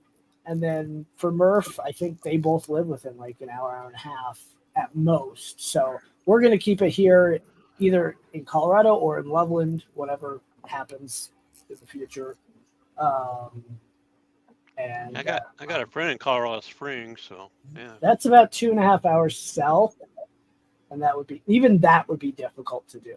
We did look at a venue down there, but the price was high. This, that, the other. But there are people talking about doing a West Coast one. We do have a ton of people coming from the West Coast. So, if you can travel, all you have this is time, a car. Yeah, this time Smurf here in the UK will be in Manchester, not London. Yep. So It's it's a actually closer to me. It's like hours an hour away. Yeah, but it's 3 hours from Heathrow, right? Yeah, more than that. Right. If I was a rich maker, I could have something in Vegas because I could always write it off. But I don't have that kind of money. I'm poor, so that ain't gonna happen. But it'd be cool taking the train. If you knew somebody that was extremely wealthy, that's a maker, and they could just make it happen and work out the details. Yeah, the Vegas stuff, you've got to have some serious money. That's why full-on trade shows happen, because people are paying 10 to 100,000 per booth. Even if you found something in Boulder City, in Henderson, not necessarily Henderson, but on the west end of town, way in North Las Vegas, it wouldn't be as expensive as on the strip at like the convention center, but it'd still be extremely high. Oh yeah. So, Well, okay. Now let me reiterate. Today I went to let's just say a pew pew show, and it was $12 for me to get inside, and I saw for the vendors it was $150 a table for the vendors. So that's pretty cheap. For the We're not PV. charging for admission, free admission until such time And where this- we have to move to a bigger space. So But what I was going to get at is the venue. The venue, it's called Alexis Park. It's basically a resort area. It's not a casino hotel per se. It's just it's a right off the resort. strip. right. Yeah. So I imagine Yeah. that show for 2 days. I don't think it was more Well, than five or you six figures. you got to think you need that third or fourth day. If you're bringing in a ton of people, they have to set up. It was packed. Obviously, this Oh, one yeah. was packed. Oh yeah, yeah. Setting up. I mean, we have 7 hours of setup happening on Friday, and that may not be enough for a couple of companies. Yeah, And I was telling Jerry I need to get a box cutter. So there's my box cutter. Yeah. yeah, the first year at any kind of event, you don't know what's going to happen, so you're kind of scared on who will or won't first show year- up. And then if it goes over great, well, next year you can plan for more. You can, Oh yeah, we ordered 4,500 general attendance lanyards. I hope every single one of them gets given out because that will be massive. So we'll see. We've got 5 weeks left. We're not that high yet, but we did hit 2,500 last year the night before, so we're ahead. Yeah, it's going to be Welcome, huge. guys. It's going to be ridiculous. I think. I'm excited. I'm nervous. Everything's from here on out. Everything's got to go pretty smooth. I wish I could I get hope. up, man. I know I mentioned this last year, but I won't be there. I'm not you. I'm not living in that area. I don't know, but I just hope you have security of some sort. Whether it's Yeah, you know, we've got it's- there's on-site police on the campus, so we're fine. They're 2 minutes away. I heard from Creality they're not showing up. Creality did not respond to a single inquiry on our end. They wanted to, and they reached out last year, and it sounded from what Sam told me that they just had no interest. They're lost because there's a lot of people who have enders out here because there's a micro center in Denver. So yeah, you know, but it is what it is. and they need to get rid of There's a bury micro the word- center. bury the Denver? word ender. It's 20 minutes from the airport, 20 minutes south. Zachary's going to be I shipping wish some they'd bring stuff one home. here. I wish they'd bring a micro center here because we lost Staples. Yeah, Not Yeah. Staples. I mean, Fries. fries. Yeah, we lost Fries. fries. Yeah. yeah. There's a Yeah, micro Fries center. for me Where is do you way get across Staples town. from? All the I years didn't I've lived here since I've been 5 years old. And I was only at Fries once. Right, Zach. That was a There's nice a micro store, center man. near Earth too. There's a micro center 45 minutes away from Earth. It's about the same time frame for us. So you'll have to message me and tell me all your details.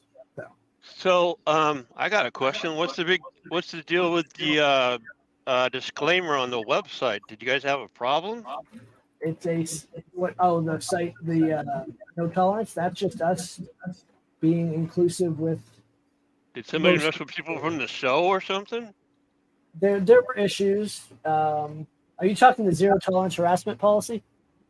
Yeah, Yeah, that's to make sure people behave. Because stay in line. So many, Okay. there's So so nothing many happened. different people around, various True. everything. Yeah, we're a very True. neurodivergent group, Oh yeah. and not everyone gets along with everyone. So this is our best effort, and we will be looking around. And That's true. you know, we're going to be aware of everything. We've got 20 people in our staff that are going to be around. And don't have any alcohol. That'll control a lot of people getting upset. There with will each not other. be any alcohol on site during hours. We did, unfortunately, due to some of the restrictions here in Colorado, we had to ban any 3D printed firearms or components from the event because the second one of them shows up, we are required to have police presence. It becomes a gun show. It doesn't matter if it's just one. It becomes a gun show. The insurance skyrockets. I mean, you're talking right now about $1,200 for insurance. Add an extra $0. Minimum. We're not talking about a gun from the movie Halo or something that don't do No, I'm anything. talking the advent now of 3D printed firearms. Oh, something that could work. Yeah. Okay. 80%. That's It's called that makes 80. Not cosplay guns. Yeah. yes. Not Cosplay, cosplay. not I don't- the that's not a futuristic kind problem. of things. But that becomes a. Let's move on past that because Tim's stream last week got pulled down by YouTube because of either a couple pictures or a couple comments regarding what we're talking about. And the his stream good thing is pulled that quick. it's a ban right away. We're not allowing them, so that should help your stream as well. It's a good. Hey Jamie, how you doing today? Yeah, there's other shows for that, like the one I went to today. Yeah, he used to, Derek.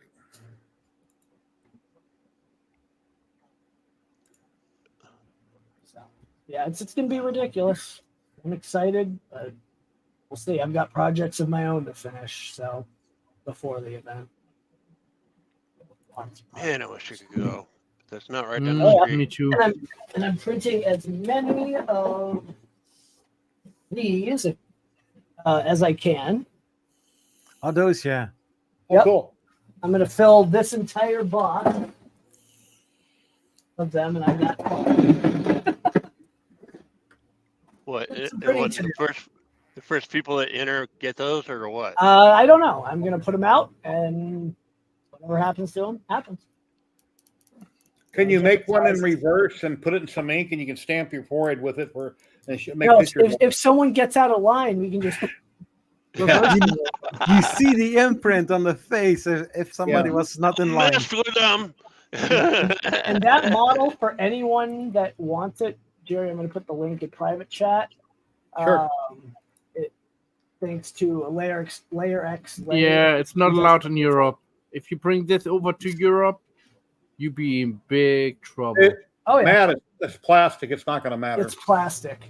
Doesn't matter Okay. over here. In There Europe, you go, guys. it matters. Yeah. It's Right like there the in same chat. thing with the Thank you. pew-pews in America, Yep. Not much is allowed in Europe. Right. Man, talk about no fun. Yep. Yeah, exactly, Kenny. Zachary's coming all the way back over, which is awesome.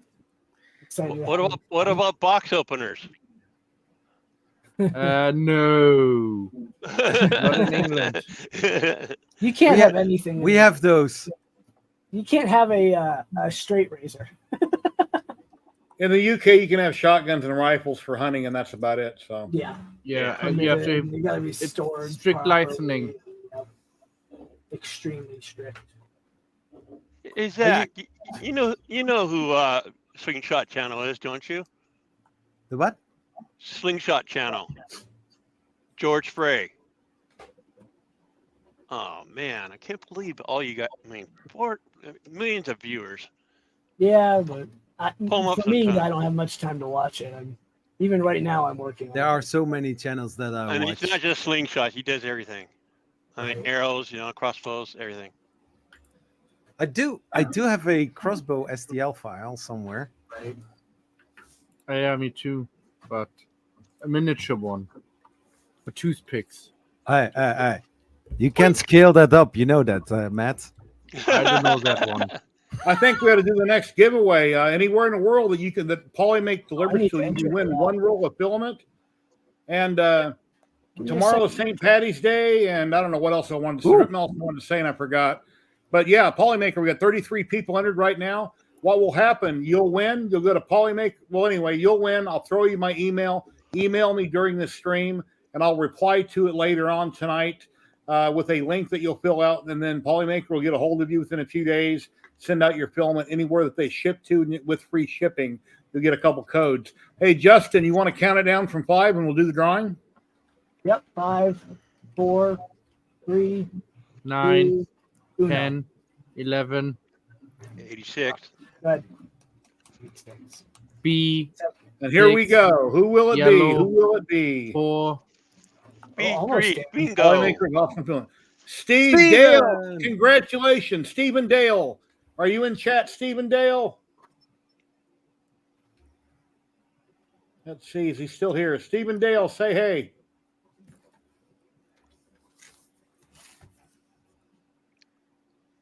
Stephen Dale.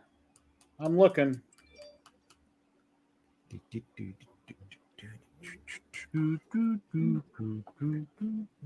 Yeah, Jeopardy. I also like the elevator music during the coasting of Starship. Stephen Dale, are you still Yes. here? We'll have to redraw. Stephen Dale, say something. 2 weeks ago, I remember like 3 weeks ago, Derek Del Los Logos, he won and he would already left and he missed it. That was a few weeks ago. Stephen Dale, are you here? Do, do, do, do, do, do, do, do. He's Yes. here, I think. Yep, he's here. No, I see it. I see him Where? right there. Oh, here he is. Congrats, Stephen Dale. Here's my email right here in chat. Please email me. If you could now, it'd be awesome. Then I can confirm I got it, and then I'll send you the link later. Congratulations on winning. Let me write your name down.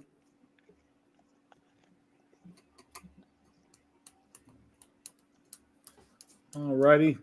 Very cool. Congratulations. And your other contestants, you get nice. There's my email right there if anybody wants it. Do, do, do, do, do, do. And if anybody would like to donate to my PayPal, you don't have to. That's also the same email. Here's a topic that I'm surprised nobody mentioned because they were just on. And I normally don't watch Good Morning America, but I just happened to see it. I think it was on YouTube. You know, a replay of it. The cast from Ghostbusters. You know, I guess they're coming out with another one again. Yep. What do you think? I mean, shouldn't they bury that one by now? You think? Or And if they're good, I watch everything. That's all I do. Being retired, I watch every show on every channel. I love sci-fi. I love pretty much anything and everything. The only thing I don't like are musicals. I can't stand musicals. Oh one my of the previews gosh. is a girl comes out on a chair from the wagon, and and this was a preview, so I'm not giving anything away. And she's coming around, Hey. you know, while they're going Jerry, down you the have to road. watch The Greatest Showman. It's totally not a musical. What? Yeah, he's tricking you. Careful. Oh, I just can't believe how Bill Murray is. God, he's getting up there. Oh, yeah. All right, We- well, go We Ghostbusters. watched yesterday the Hunger Games movie, and we the movie about about Snow, and I was singing. I was like, no, this isn't a musical, right? Oh my gosh, so much singing. has anybody seen the movie that just came out on Netflix called Spaceman with Adam Sandler? No. Yeah, that's pretty good. What is in it kind of bugged me at the beginning. It's like, man, that's gross. But then I got used to it. So then by the end of it, then I was sad when something happened. But yeah, it's a pretty good movie. He needs to do a little Nicky too, or no, that'd be cool if you did a remake and then you got Audrey come out of the ground again.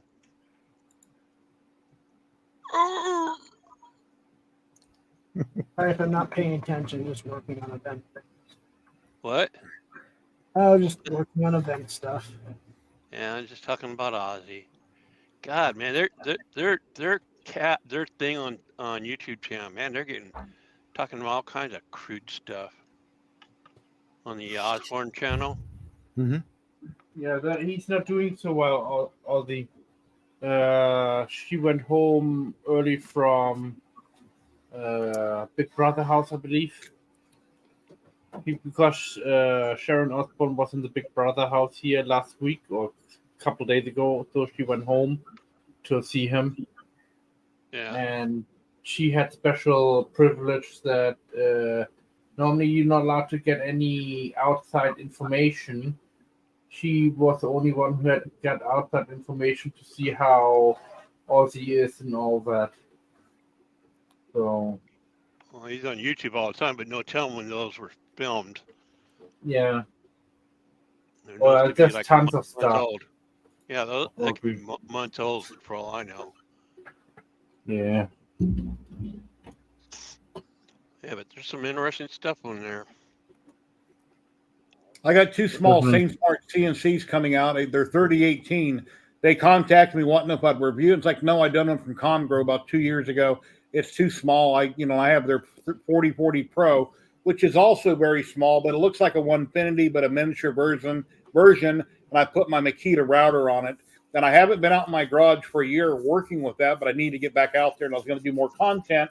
Then they emailed me back and they said, okay, if you review the 3018, we'll send you the Prover 4030, which is like $1,400. Like, okay, fine. Then I'll do the video for the one or two videos. Then I'll do videos for the other one. So those should be your today FedEx. That was good timing. That was great. That was well Yeah. done. Yeah, that Who was did a blurt somebody played off of Twitch. Oh. Man. I wish you'd give me my results. Anyway, those will be out sometime today. Build over bot done at Chucky Laugh. Yeah. Yes. Let's see. What was the command for points? I haven't done this in a long time. I bet I typed that wrong. Let's see if it works. No, I typed the command in wrong. For what?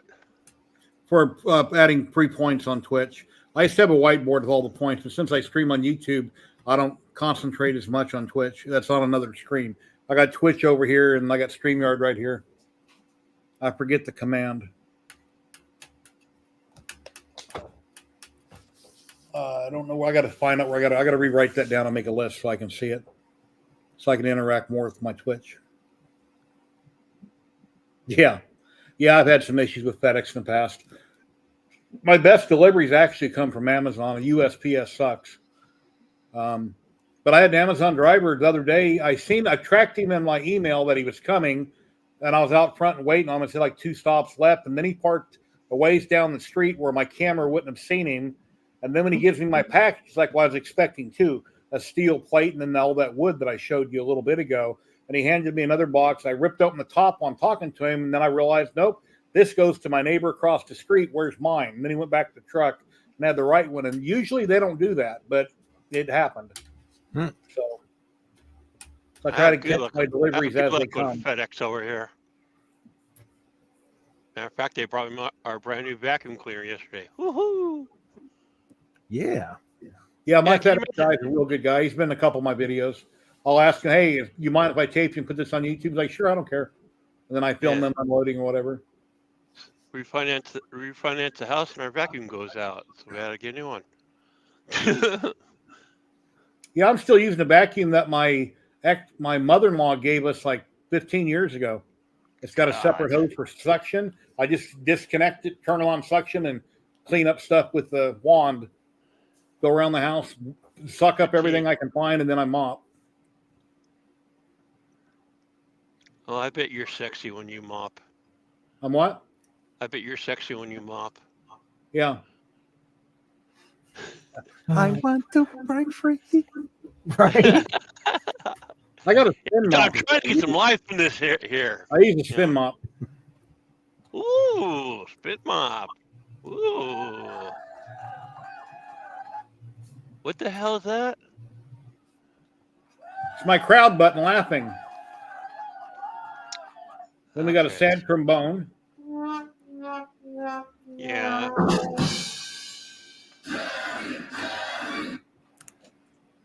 Yeah, the Jerry button. That's Stephen Poole redeemed the Chucky laugh. Thank you, Stephen. Well, somebody did that for you? Yeah, they're doing it on Twitch. You use points and you can play different things. Oh. Twitch, I haven't been on there in ages. Maybe I ought to check it out. God, I love this thing. Live stream on Twitch, you working out in your garage and just have a little camera or something, wear it on your hat, and you can walk around from one room to another and show what you're working on? God, this thing is so sexy. Yeah. I think it's funny when I'm on other live streams and chat and somebody that knows me will type in chat Jerry, Jerry, Jerry on somebody else's live stream. It's kind of funny. So I appreciate it when people do that. It makes me laugh.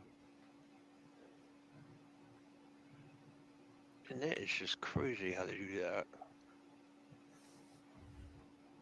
That looks like it's one piece almost. Yeah, but when Uncle Jesse set that frame up there, that top piece crooked like a window frame, I'm thinking, oh my God, he's going to turn it, he's going to drop it. He did.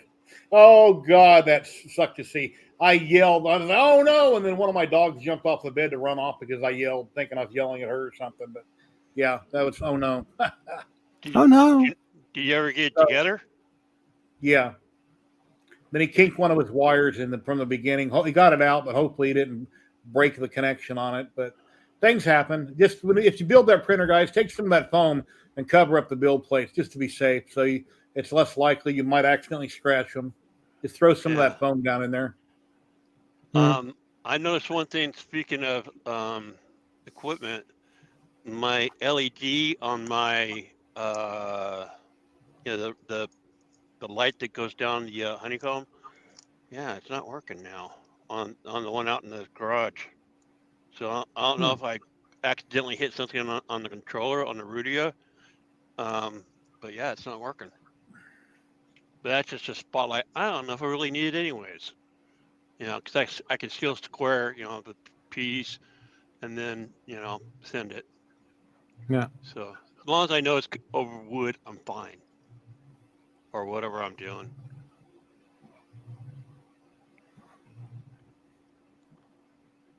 And the funny thing is, they tell you, you get a 130 watt laser, but don't, run it to the max because, you'll shorten its life.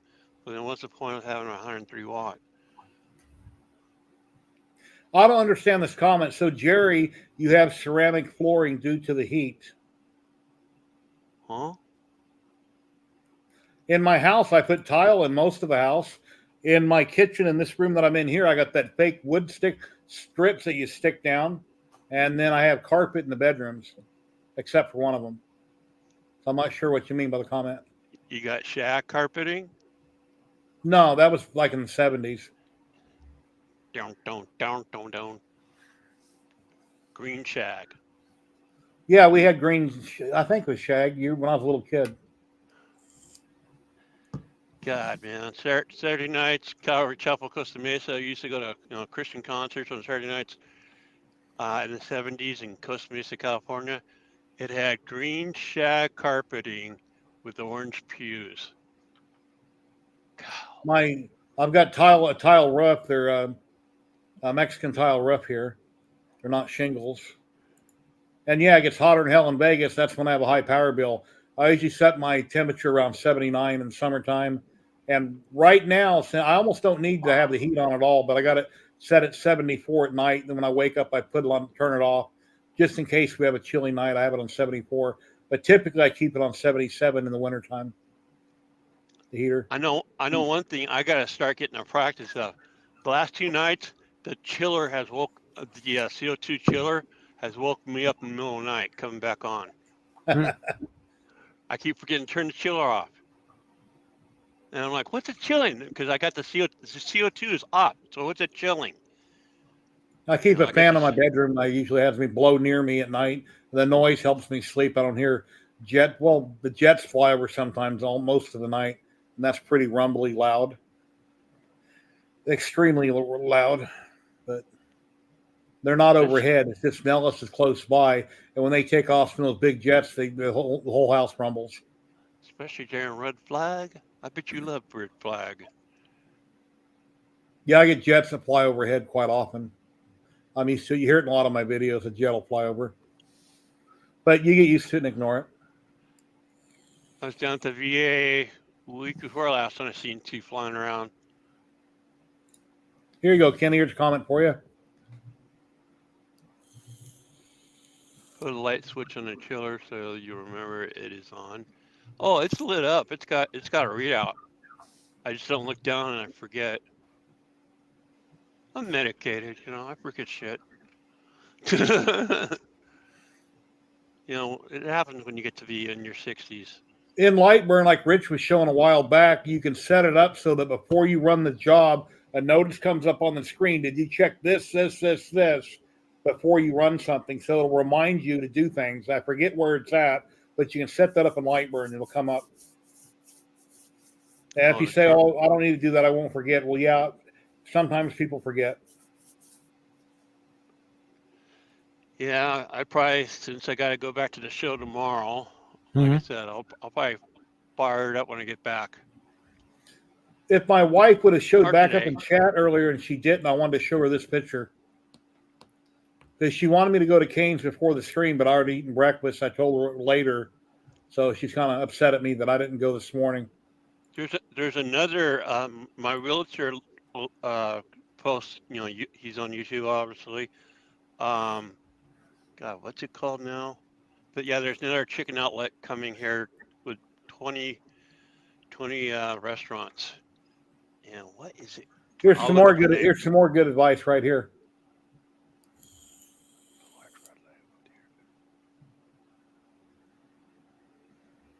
Okay. Oh God, man, I never forgot what it's called. Hold on, I'm gonna look it up. But yeah, it's a southern chicken place that's coming to Vegas with 20 of them.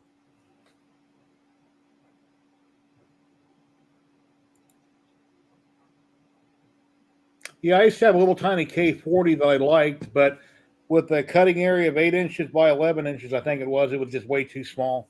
Way too small. So I ended up selling it to a man here in Vegas. He uses it. And someday I'll get a big one for the garage, but not at this time. I can always rearrange and make room. It's just like I say, another hobby I got to take on. And I've done so much 3D printing and resin printing that I can always move on from that into other things because I got so many hobbies. You print enough stuff, you get tired of it. Well, time goes by fast enough. I mean, it seems like we're here every day. Bojangles. Yeah, it's called Bojangles. And I guess it's supposed to be pretty awesome.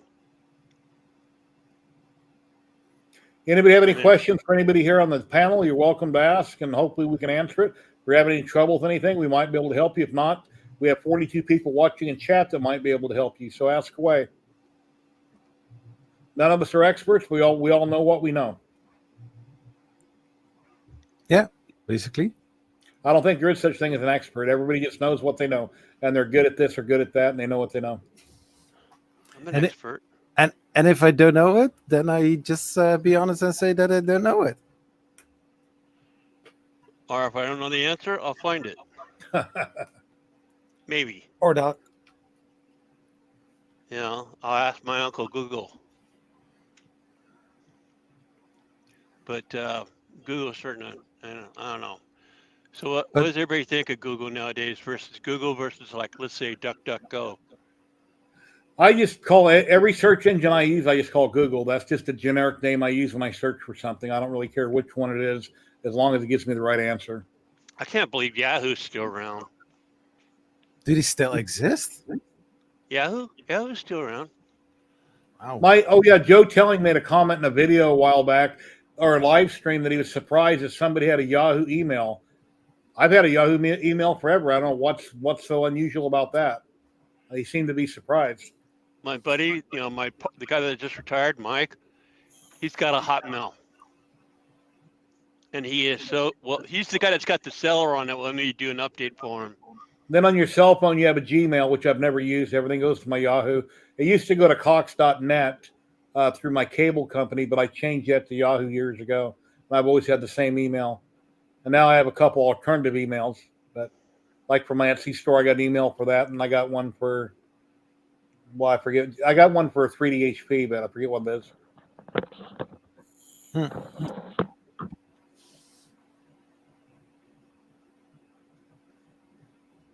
So I was working on the Z Core. It's basically the Core XY, but then on a cantilever arm printer. I think it's going somewhere. My camera, I don't know what's wrong with it. But basically, we all know the basic concept of the Core XY. You have two sides, and the x-axis is moving over the y-axis in the box. And I was like, can we not make it into a cantilever arm system? So this is how it looks like now at this moment. This is just a mock-up. Everything is mock-up, basically. But the belts are going over here, going there, around it, and then going like that. Two belts, just like a normal Core XY. And I'm very curious if it is going to work, yes or no. I hope so. Yeah, it's supposed to work, basically. But Working, right? I need to order more parts in order to get it to work. But everything designed myself, a Fusion 360. I'm surprised that I came this far. So yeah, waiting on the materials to arrive. This is basically a bigger version. I can make it also smaller, but first I need to see how it is going to work. I'm going to basically throw on the board clipper and run it from there because it is convenient to use, and just see how it is going to work out in the end. Very nice. You'll get it. Yeah. How much more work do you have to do on it till you can try to run it and print something or level the bed and all, etc.? Sorry? How much longer until you'll be done with it and be ready to run it?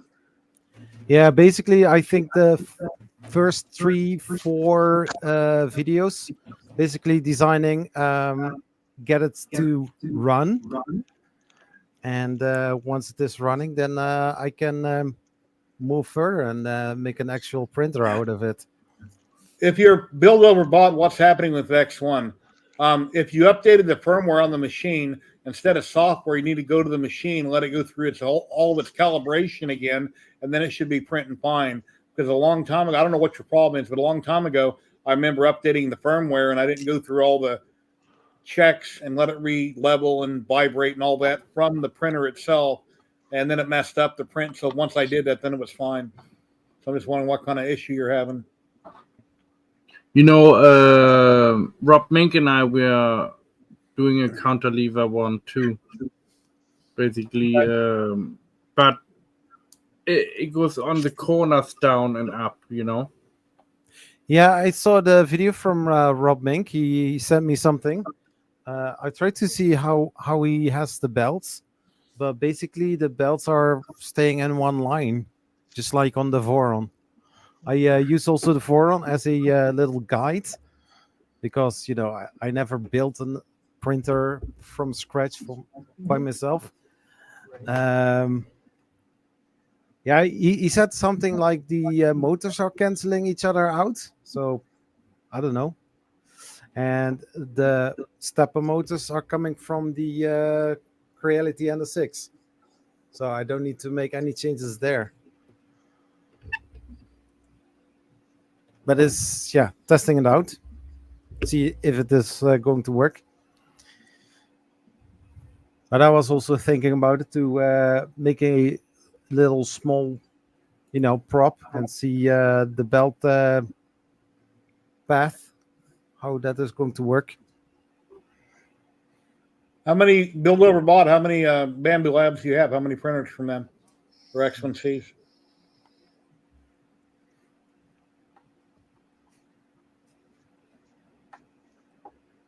We still got 42 people watching, 25 on YouTube and 17 on Twitch. Oh, you got 6. Okay, you're an expert. There's nothing I can tell you that you don't already know. All right. Bamboo Labs X1 Carbon, in my opinion, is 99% perfect. Once in a while, you have issues that are irritating, but most of the time, it's perfect. Thank you very much for the follow on Twitch. I really appreciate that. Boring. We'll see. Thank you.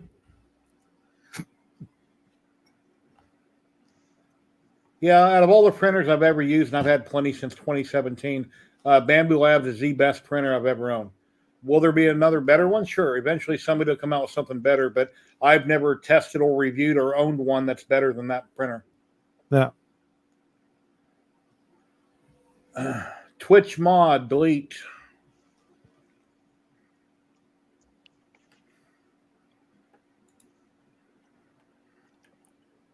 I must say that I'm also very happy with my QD tech, Thank you. the X plus 3. I hope the Arco does good, you know? Sorry? I said, I hope the Arco, when it comes out, you know, this summer, I Oh. hope it does good. Yeah, I built all the Kickstarter, I canceled. Because the video that I made about it, you know, the reaction video, I got a lot of comments about backers.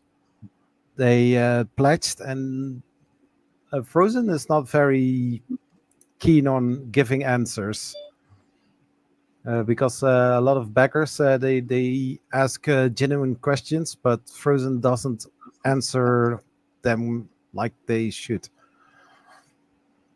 Old Alistair, hello. Hello from Georgia. You got 3 X1Cs. Awesome. Yeah, I love the printer. Great printer. I was always concerned about having such a small build volume, but you know, after you start using it for a while, like with my big giant 7-foot xenomorph alien right there that I did, I printed that on the Cheedy iFast and on the X1 Carbon. So anything is possible. You just cut it up a little bit. Mm-hmm. Matt, you got an ambassador meeting right now, and they're waiting for you. That Scott says, Edge of 3D. Oh crap! Forgot about that. Oh, Thanks, Scott. thank you, Sketch. He's coming right now. Matt, Have a awesome bye. day. We'll see you next week. Appreciate it, Scott. Yeah, I remember that last week. He was going to leave, and they said, no, it's next week. Yeah. Akita, my dogs are freaking out wanting crackers. One of them snorts and snarls. Hey, Justin, how are you doing?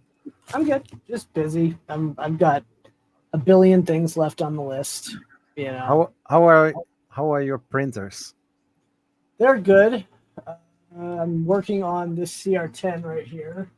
I'm almost done. I've got about 6 more crimps to do, and then it's gonna tune it, and I'm gonna sell it at Rocky Mountain. So it's it runs just fine. I switched it from a BICU H2 V2 to a stealth burner because it's a little more compact. So it works. The original bed looked like a bowling ball hit it at 50 miles an hour. So it's got a Mandala Roseworks cut bed on it. Mm-hmm. So yeah, it's CAN bus. It's I if I had a use for it, I'd keep it, but I don't. So it's gonna get sold. It's a big printer. I mean, it's 310 by 310 by 400. So someone. How many printers do you actually use? I know you have quite a few I can see, but how many do you actually use? 1 or 2? Well, depends on what I'm doing. If I'm doing a big project, like the Hydra Pro mod, I'll probably use the 3 here to print it. It just depends on each thing. I mean, right now I only have 6 working printers out of 9 in this room. I always go straight to my X1 Carbon or my Cheedy iFast. Those are the two printers that I always use. The X1 is here for specifically multicolor use. Anything else I print either goes for the Prusa MK4 or one of the 3 Vorons. It just. Yeah, you said Creality is not going to be there, but is Bamboo going to be there? No. So neither? Nope. Neither. Wow. Yep. Well, I guess if you go once and you don't see any revenue come in from you being there, or sudden jump in business, and you might think, I don't want to do that. I guess.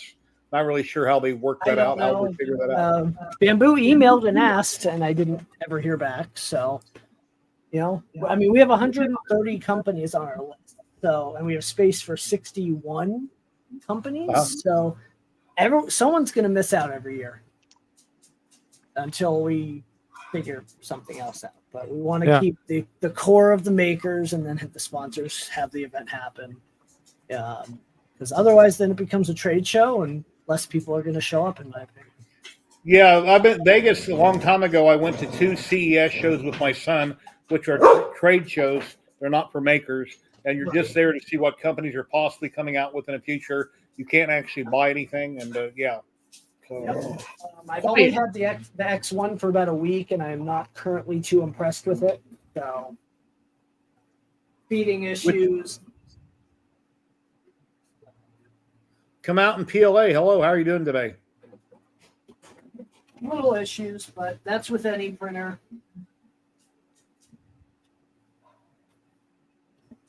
We're slowly chugging along. We've been on for 2 hours, 14 minutes, and we got a total of 46 people watching on Twitch and YouTube. Nikita, stop. Okay, I'll give you a bone. Just a minute, guys. Yep. Give him a bone. I'm adding the spool weights to the spools because they're cardboard, so when they get lighter, they don't run properly. So I've got the desiccant spool weights in there now. The desiccant literally just showed up like 10 minutes ago with a bottle of desiccant. So we'll see. I've got to do Who would the ever thought mod. that we would need something like that for our printers? Yeah, they're not all perfect, but There you go. Is that the privacy glass that you have in front of the X1C? Hey, Red Light, how you doing today? say that again. You have a privacy glass in front of the Bumble? No, so long story short, I don't have a door right now.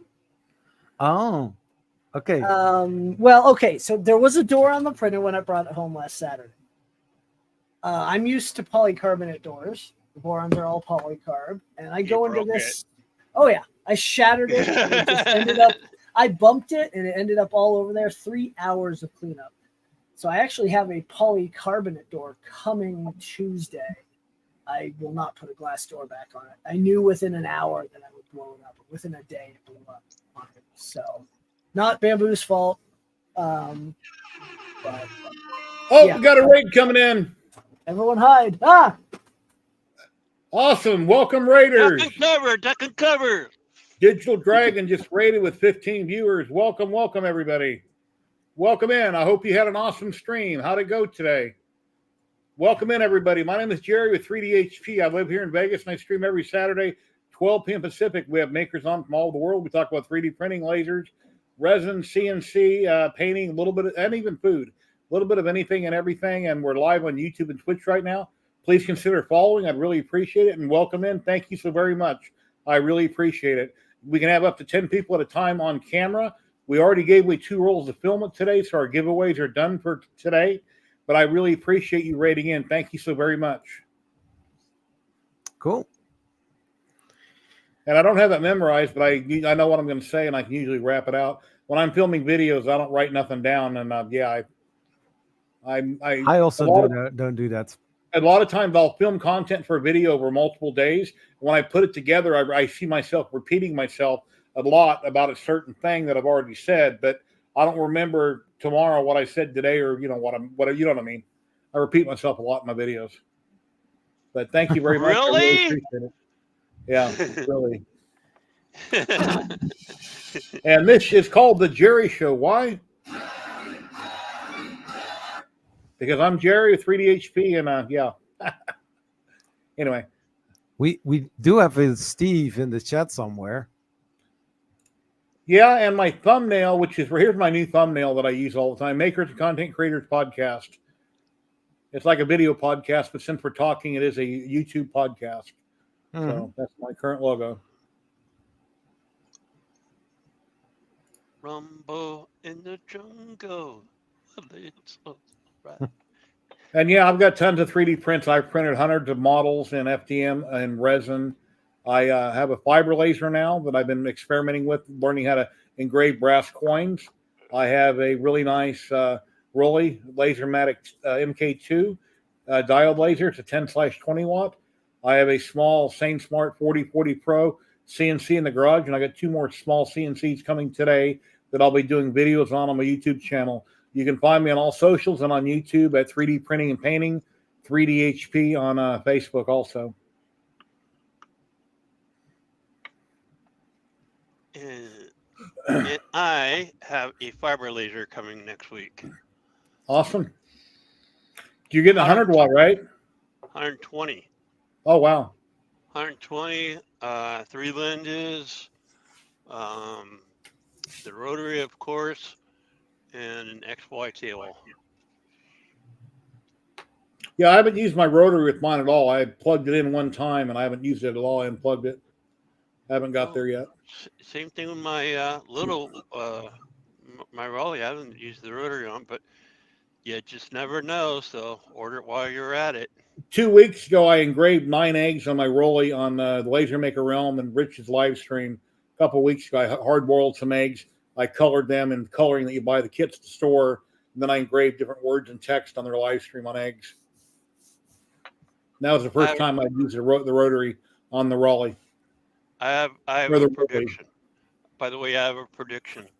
Mark my word. Tomorrow there will be a lot of green beer drinked. Yeah. A lot of. Well, I think I got some food coloring and I got beer in the fridge. I could dye my own. Yeah. Thing is, I don't drink anymore, but you know, it sounds good. A black and tan. You ever had a black and tan? Take care, Red Light. Have a good day. Yeah. Here, Red Light. Anybody, you know what a black and tan is? It's Guinness and some other beer, you know, layer. Black and tan. Sounds good. All I want tomorrow is my corned beef and my little potatoes. That's all I want. My corned beef and my little potatoes. Zach, you guys celebrate St. Patty's Day out there? We don't have that. You don't have that? No. Oh, man. You don't know what you're missing, man. Here's a link again from Justin, the Rocky Mountain. I hear. Or, no, it's not. That's not the link for that. That's that thing's link. What was that for? It's for the ring for. Oh yeah, for Rocky Mountain Rep Wrap. It looks like brass knuckles with the letters on it. Can you show it real quick, Justin? Yeah. Hold on. And here's what he put the link in chat for. Here they are here. Yeah. I'm working on. I'm going to change off the colors too. Some purple, some green, stuff like that. Those are pretty cool. Yep. Yeah, and I have different sizes. These are 90%. These are 100. And do some 105 and 110, so people with bigger hands can do it. I might do some small ones for kids. I don't know. Cool. Who did that idea? Is that your idea or something? I didn't do the design. That was done by Layer X Layer on.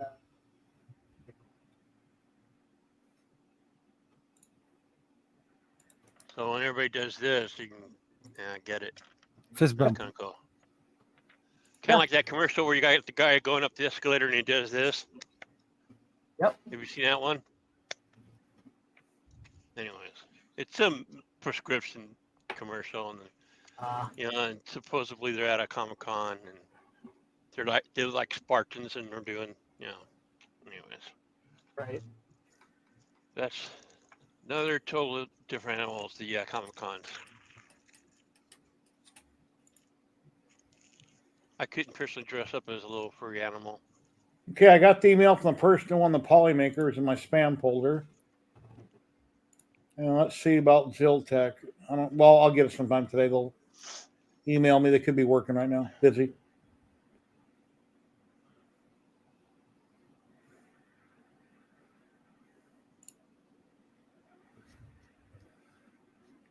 I'll be right back. I got to run to the other room for a minute. Everybody keep talking, please. Oh, yeah, sure. Everyone vanished. Everyone vanished at the exact same time. Let me count it down. So we need to say something, right? So we are going to take over the stream. Huh? Yep, we are. Oh, we got our badges and lanyards in for the event. So we were a little worried because they came from China. What are we doing today, Brain? Don't. What we are going to do today, Brain? I don't know. Plus, we already take over the world. Yeah. Money. Only on Wednesdays. Somebody played money.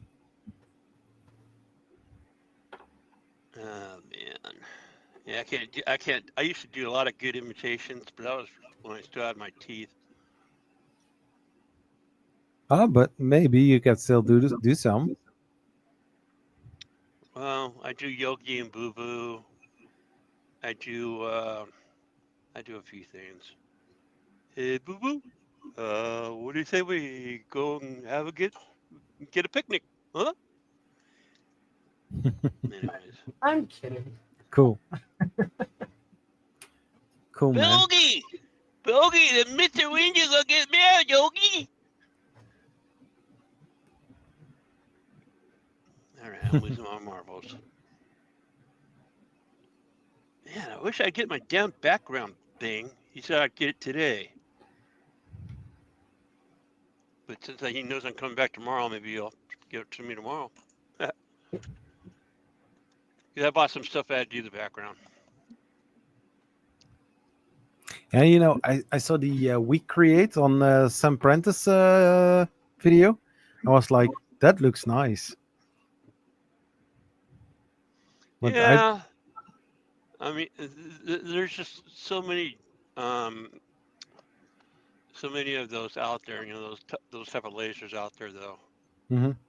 I mean, it's kind of cool the way it goes. Yeah, up and I down. saw it already by tripod. The thing moving upwards. I was like, okay, what's that?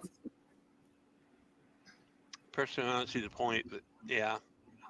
Yeah, Unless it you has want to it do on with taking a scan from the plate, leveling. Yeah, my Raleigh back there needs to get some love. I haven't used it in a while. Which one is that? The Raleigh? My Raleigh back there. Raleigh? Yeah, there's my Raleigh and there's my bamboo, and then I have a resin on the side. Oh, it's And that small thing next to the bamboo.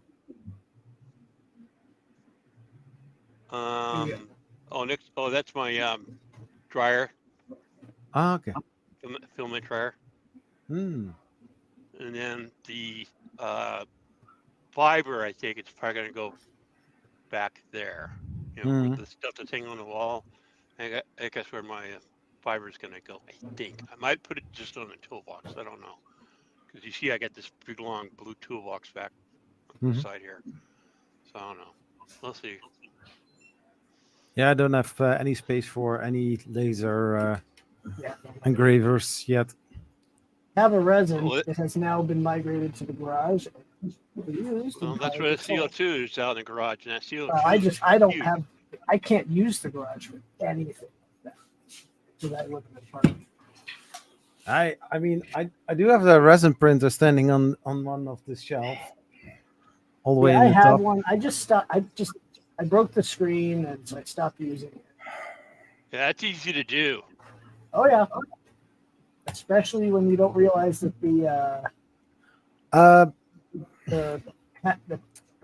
It's installed on the printer, but I don't use the printer. It's right? funny. Yeah, I missed that that film had torn, and I kept trying to get stuff off, and so I ended up spending about $180 for a new screen and and I put it all back together and just never continued. So I'm going to sell it at probably with all the stuff in it. So did you do a lot of selling at the show? I don't know. I usually sell a machine or two, depending on what's acquired. Nice. Yeah, I can't believe two of the biggest companies, Creality and Bamboo, are not going to be there. That's crazy. That's weird, huh? There was. And yet you will see the machines on the show. Oh yeah, they'll be there. I use a lot of Sunlu resin. It doesn't have much of an odor, but one thing I can admit with all resins, when I'm resin printing in this room over here, as you guys have probably seen in other videos, if I'm in the house somewhere, I can tell I'm resin printing. I can't really smell it, but I know I'm resin printing, if that makes any sense. So obviously there must be some sort of an odor if I know I'm resin printing. It's just not strong. It's not anything you breathe other than air isn't good for you. So whenever you can ventilate anything, it's good. So just like I vape, It's better than cigarettes, but of course, it's still something going in my lungs other than air. So, you know, if you live in a city with a lot of smog and pollution, then you're breathing a lot of crap also. So,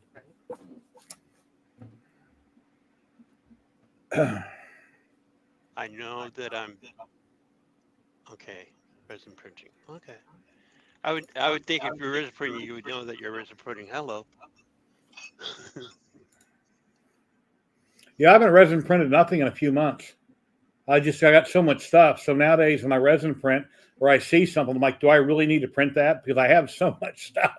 It's just unbelievable how much garbage I have. I just not garbage, but you know what I'm saying? Knickknacks Yeah. and this and that. Yeah, you got a lot of stuff. Yeah. I mean, I was amazed. The big alien. Why'd I print it? Well, I thought it'd be cool and I'd get a lot of video content.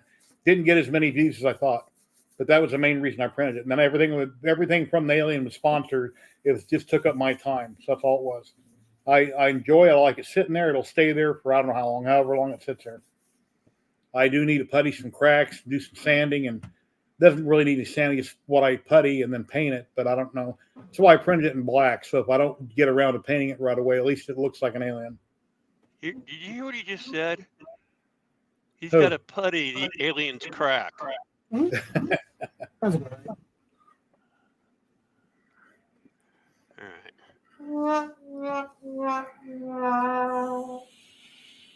Come on, people, let's wake up. Join us. Uncle Jesse last night was concerned that his blue jeans are really loose and he didn't wear a belt. And I typed in chat, use a zip tie, grab 2 belt loops and suck them together. Then it'll solve the problem in a pinch. But he never seen the comment. But I'm sure in that room somewhere he had some zip ties laying around. And he says he's what, 40? I was on a job site one time and I had a broken belt. So I grabbed some tie wire and I wired some of my belt straps together to keep my pants up because the belt broke. But do you hear what I said? Is Jesse what, like 40, he said yesterday? He's probably in his late 40s, I would guess. Yeah. I think. Man, I'm not sure. He was moaning and groaning yesterday. Oh, man, we're getting old. Well, man, you don't know old yet. So, there is a sciatic nerve guy at the show. I think I'm going to visit him tomorrow. Then there was somebody trying to sell me her mugs. I'm like, who comes to one of those shows and wants to get mugs? I didn't see anybody selling jerky though, man. Not one person selling jerky.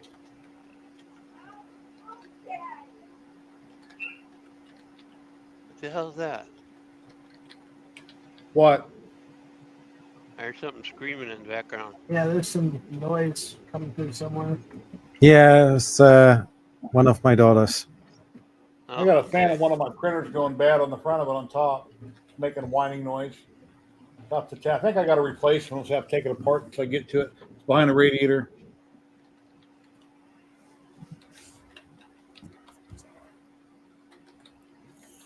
All right. So you said tomorrow you are going to be in Patrick's stream or not going to be in Patrick's stream tomorrow? If it's tomorrow, I'll probably show up. Yeah. Yeah. And what time do I you can say get something again? going on one of my fiber laser or something. I'll get something going. I can pop in. Mm-hmm. I'll message him later about it. I can't wait to get mine. I need to get some stuff for it besides these P-Max. The coins, are they like a set of those brass things or what? Like how much for, like $20 or what are they? What's what? The brass coins on Amazon, what are they? It depends. Amazon has lower quality. I think they're like $3 or $4 a piece. The ones that I'm using. Okay. And if you do a really deep engraving, you can't flip it over and do the other side because I've done that and I burned through. So it depends. Sometimes you can do 2-sided if they're shallow, but if you go too deep, then and flip it over, then you'll burn through to the first side. All right. So coins. Thanks, Patrick. Couple machetes from Hobo Freight, right? Mm-hmm. Yeah. I got else? 2 knives, 2 machetes. Oh, Yeah. go in your garage. I mean, hammers, anything you can pretty much think of in your garage, you can engrave on your fiber. Yeah, Just well, find I something. got the ammo box is I'm probably got that thing that Patrick gave us for the ammo box. Yeah, I bought So, those files from that one group. I don't remember the group name right now. I'd have to look it up. yeah. But I paid Good. 20. I think it was $25. I paid him for those files, and then he sent me a bunch of other things to go with it.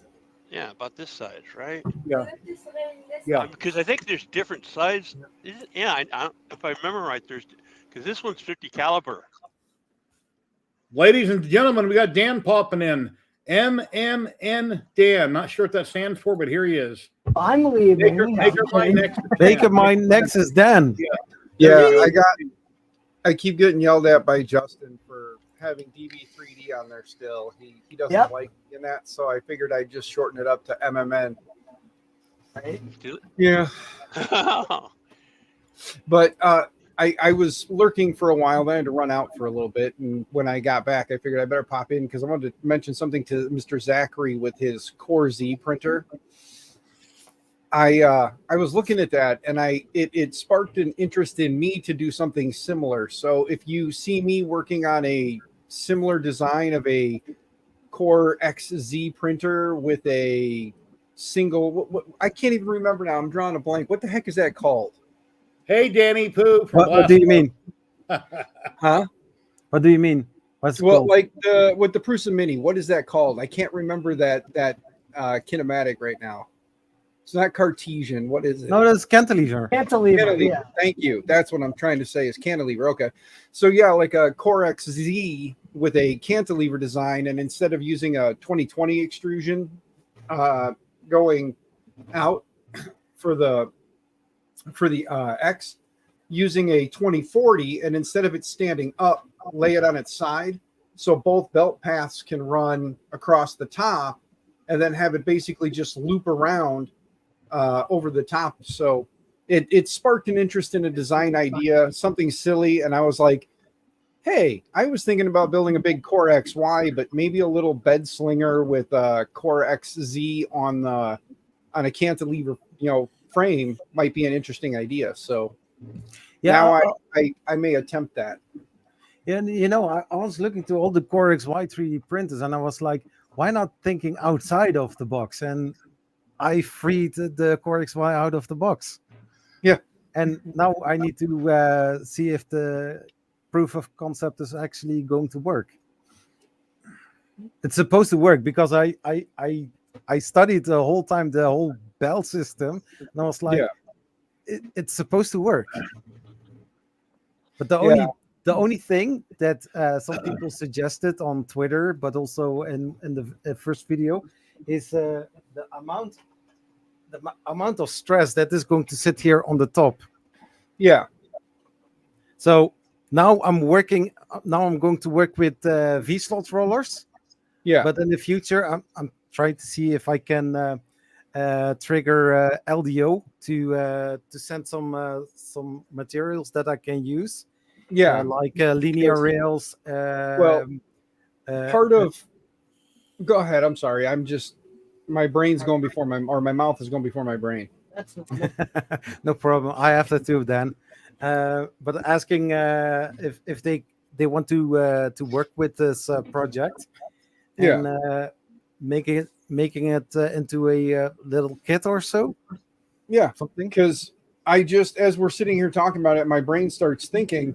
Basically, what I'm thinking is either 2040 or 4040 on the bottom, coming up with another 2040, and then mounting both motors down at the bottom, have the belt paths both run up through a bearing, then back down around the tool head and connect, and then kind of come up the other side and then around to the tool head and connect. And you just basically mount the two motors, right up against each other this way, obviously with enough gap that they're not going to rub on each other, but bring the two motors in at the base to help keep the weight low.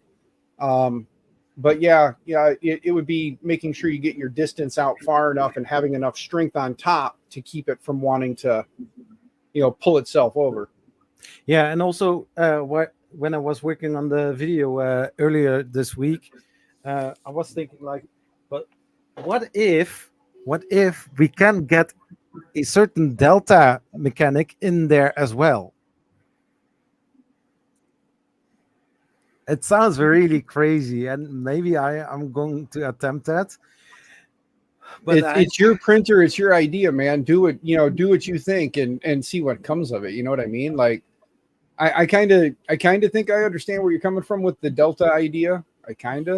But I'm still trying to put my mind around it. And once you put something out there, I'm sure that you're going to get a hybrid. you're going to get printer.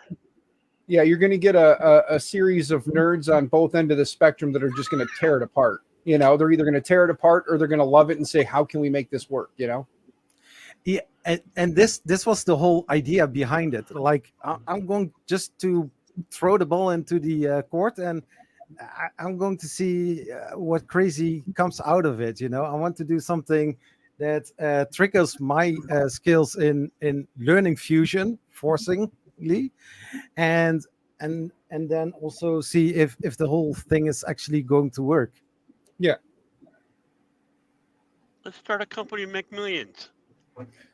This I CNC don't I'm know. getting today, it's got NEMA 23s, NEMA 23s on it. They're closed loop steppers, so they have a lot of torque. They can't lose any steps. And then the other one that I have to review for them would be their, where's it at? It's a little bitty 3018.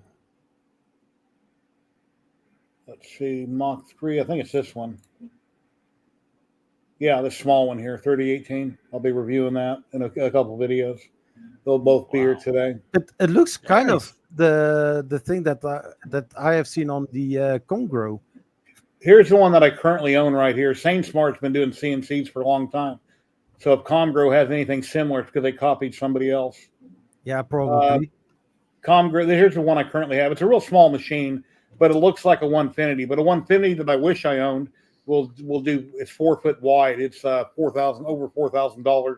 And by the time you buy all the bells and whistles, you're paying about $6,000. But I currently have this in the garage, and I got a Makita router on it now. Took off a little tiny spindle, put a Makita router on it. It's okay for small jobs, for small things. Takes a long time, but it's cute little machine, I should say. And then, like I say, I got this Prober V2. Liam bought the version 1 about a year and a half ago. He bought the version 1. Here's a version 2 here. So I'll have some more content coming out on that soon. Nice. Yeah, one thing that scares me about them thing, you gotta buy so many damn bits. Yeah, well, you learn, you break bits, you learn. So yeah, bits are expensive.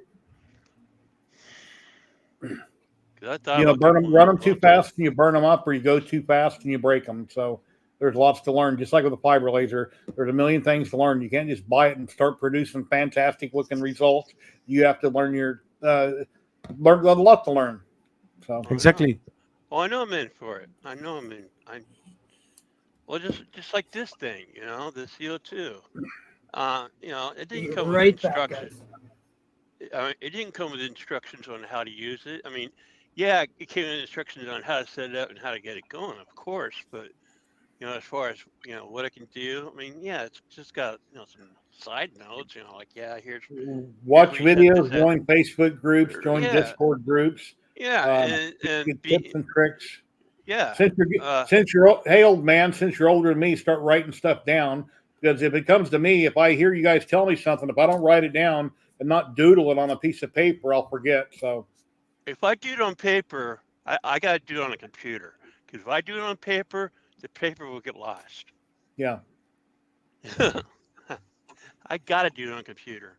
And then besides that, and then I got to back it on the NAS. So in case we have a world catastrophe, at least I got it in 2 places.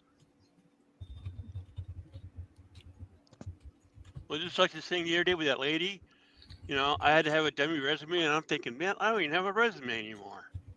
I got rid of all that when I retired. I don't have any resumes. Talking about papers, when I was working in the Corix, the Z Core, I drew how I would want to have it. This was the basic concept. before I Okay. went into Fusion. And then I had to design the motor bracket. So I started drawing, and you know, it was almost spot on without actually having the motor on top of it. Yeah. Was Well, that's actually how you have to do it. You got to start somewhere. yeah. I don't know if I have to So make Zach, this printer you speak of, is because you said you want it to be what did you say earlier? the Z-Core. No, Cantilever. huh? A Prusa clone. No, the thing where it goes, one of those things. Delta. Yeah, Yeah. Delta. So it sounds like you want, did you hear me say earlier? It sounds like because you're wanting to mix it in with like a regular printer, right? So are you trying to come up with a hybrid type printer? And first, I want to make the Z-Core work. That's one thing that I want to do. The next step is going to see if I can let all three axes work together. So kind of like this. I mean, I get it. Okay, I think. So that means that those belts need to go in an angle with a twist. Uh-huh. But we will see what Yeah. happens. Yeah, I'm not thinking about going that crazy. I'm just thinking about making a Core XZ that's cantilever and see how that could play out. I'm sure somebody else has obviously already had the idea, like somebody, had a similar idea maybe. And I'm sure there's other people before he and I that have had similar ideas. It's just I need to focus my I have great ideas energy into let me actually do something with it. I had this idea for I think 1.5 years or so, and Yeah. In the last video that I made, I think this last year, with some crazy movements, I was hinting on that. Yeah, all I know is watching your video sparked an idea in my head, and the more I think about it, the more like originally I was thinking mount one motor on one side at the bottom, one motor on the top at the on the top on the other side, so that the motors were staggered across. But then I'm thinking put both motors down below and have them both drive from the bottom and just have the belt path carry. But yeah, so now it's actually break out my CAD design, my cardboard aided design first and draw it out on a piece of cardboard. And then after that, try and teach myself a decent CAD program that will allow me to put the parts together and, be able to simulate the motions to see if it's actually going to work. I've got a tip, the Mastering Fusion book that also the 3D Print General used. You can use the PDF. Yeah, I'll have to. I still didn't manage to go all the way through the book, but I'm now, practicing the things that I have learned. Yeah, and I'm one of these guys that likes to learn while I do. So for me, what would probably be best is just keep hitting the how-to section or the help section to find out what I'm doing and how to make that work. So I might be but more basically of you with the book you are reading and doing it. Mm-hmm. Oh, I got you. But I mean, like, I have an idea in my head, and I'm just going to start building that and figuring out what I need to do at those steps as I kind of come across them. That way, as I'm doing it, as I'm thinking it and I'm making it happen, it tends to stick better than if I just read the instructions on how to do something and then, try to do it. It doesn't stick for me as well as actually trying to do something I want to do. The how to do it sticks better. Yeah.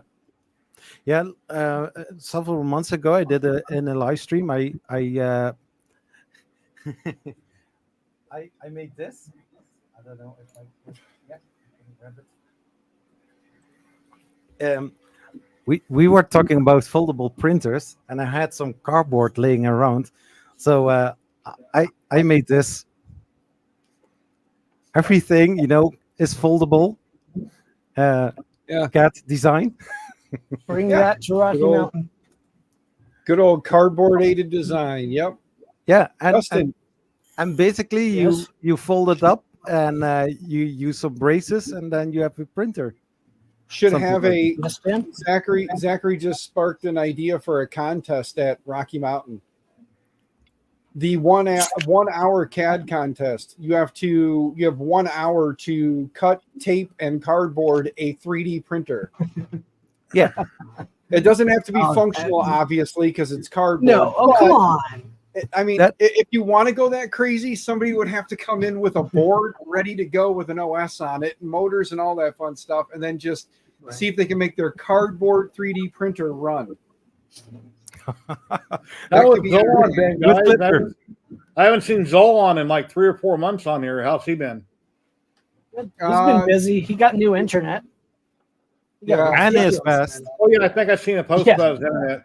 Really crazy numbers up 2.3 and down. gigs each way. Like, holy damn. Yeah, the rural fiber push has been insane across the U.S. They're pushing out fiber to all these rural areas, and they're Like just even here. throwing money at it.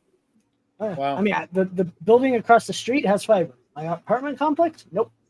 No, and that's what I'm saying though. Like right now, my in-laws, they just this last year, the entire stretch of rural area. You're talking my parents, my in-laws are one of like maybe 4 houses on the stretch of road in a mile's worth of roadway.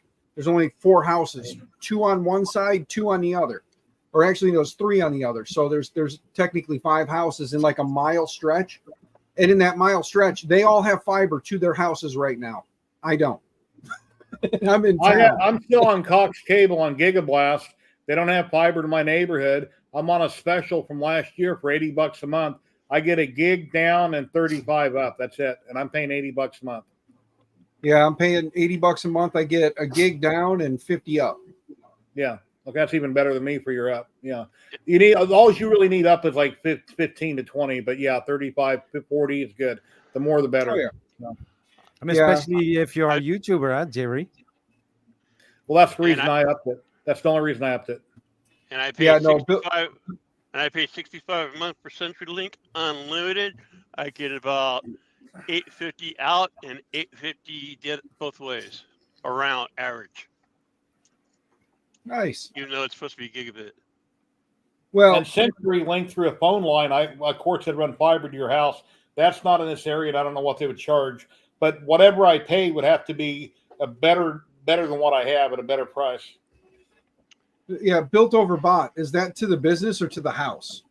Your $500 a month. Because if it's to the business, that sounds about right. I mean, I know most of the places around me, they charge about $1,200 a month for gigabit route. Like, was it symmetric gigabit? Yeah, some people pay way too much. Yeah. It's 65 Yeah, it's like- CenturyLink, man. They rock. Yeah, the problem is especially in Illinois, I don't know how it is other places, but in Illinois, if you're a business, you don't get a chance to find a residential rate in a business, and they don't have like flat pricing across, an area. It is, if you're a business, you get the same internet provided to your business that they do in the homes, and they charge you, just this astronomical price. I mean, $1,200 a month for gigabit internet to your business versus $80 a month for gigabit internet to your house. That's crazy. And then it's streamed on we're only streaming 720p. I'm not paying $50 a month like I did a long time ago for a few months, where we get 1080p. 720p is fine. Mm-hmm. Well, I have an Android box for that problem. With a magic little app, Sinclair. Or Sinclair.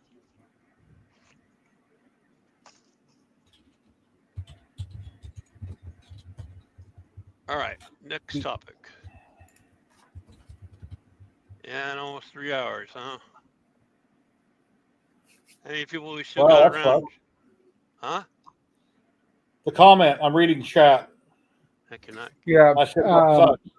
Yeah, built over bot. That sucks, man, because at least here, if you have a residence above a business or attached to a business, they see it as 2 separate entities. So you can get like residential rates on that, because we have a lot of businesses that are, you know, apartment buildings upstairs and the businesses downstairs.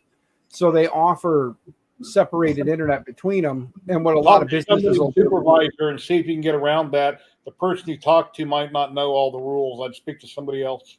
Yeah. yeah, I was gonna say, I know a lot of the businesses around here, what they'll do, or I shouldn't say a lot of them, but I know of some businesses around here that what they do is they give tenants a discount on their rent for use of internet service.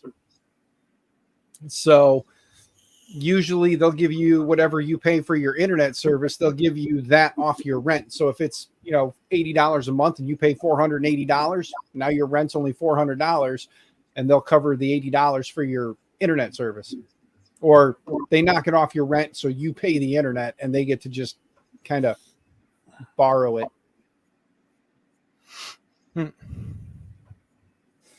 You know, drill a hole through the floor and drop a network cable down and let them do what they got to do.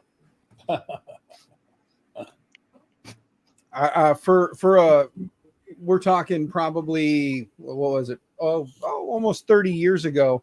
The entire stretch of the downtown area where I live, one person paid for cable, and everyone in all the 2-story apartments all the way down had free cable, because what they did was one guy got drunk one night, went up there and cut the line and put a splitter on it, and then just ran a cable into his place. Well, then everybody else started kind of doing the same thing. So they all had TV service running into their apartments through like cable through the window kind of a thing. Once upon a time, that used to be easy to do. Not anymore. Mm-hmm. Yeah, granted. For myself, I in our house we do use Wi-Fi, but here in the room, almost everything is Ethernet cable. Mm-hmm. My modem is in the clear across the house, so I had to get a cat. I think it's a Cat 6 line. It's flat, black. I had to run it through my hallway, around through my living room. I painted it to match the wall, around the living room, behind the couch, into this room, and then I have it in a little hub type splitter thing here. This is where, Jerry, this is where you go to a high school or a college. You pay some kid to just poke a hole up through, go up into your attic space, come over, and then just poke it back down into the room you're in, so you don't have it through the house. Yeah, when I was younger, not so overweight, I've been in my attic years ago. I've been here 25 years, and it is a pain with insulation and the heat and trying to find a stud through the insulation, not falling through your ceiling. And yeah, it's a complete nightmare. That's why I said you get some college kid who's looking for some internship hours, or maybe you find somebody who screwed up and needs some community service hours. It sounds stupid, but if you're willing to sign the paper for them, man, if they run a cable, they poke a hole, you drill 2 holes and say, run the cable up through this hole, across here, and then drop it down through this hole. There you go. The cable comes in behind me in the kitchen, where it comes in the house. It goes up the side, all the way through the attic. Years ago, I ran the cable line for the cable guys. That way they wouldn't have to do it. I pre-ran it and let it hang on both sides. Then I ran it in my old hobby room. Now that I'm in here, I could easily rerun it. But since my wired cameras that are all wired, they're all in that room, they go to that cable modem. So if I ever change my camera system, then I can move my modem myself. Easy enough. Yeah. I just had 2 lines ran just the other day, one for the garage for the CO2 and my laptop out there. And also I decided to hardwire the living room because, again, we're talking Wi-Fi, live wire. Live wire is the way to go, or hardwire is the way to go. Yeah, Especially when you're talking entertainment and because, like, you know, we know how everything buffers over the internet. Yeah. I've been retired for 11 years now. I'm out of shape, and doing anything tomorrow, I'm going to be really sore. It's going to completely kill me. It's hard for me to do a lot of things, but I get so sore because I'm not in shape anymore. Yeah, it was 2:30 to get those 2 lines ran. Then the guy called me the other day trying because I went on a couple of one was Thumbtack, which is where you get help, work on your house. Another one was Yelp. It's where I got the guy I hired. Another one wanted $300 just to run 2 network cables. $300. Yep. Yeah, I said it's already done, man. It's already done.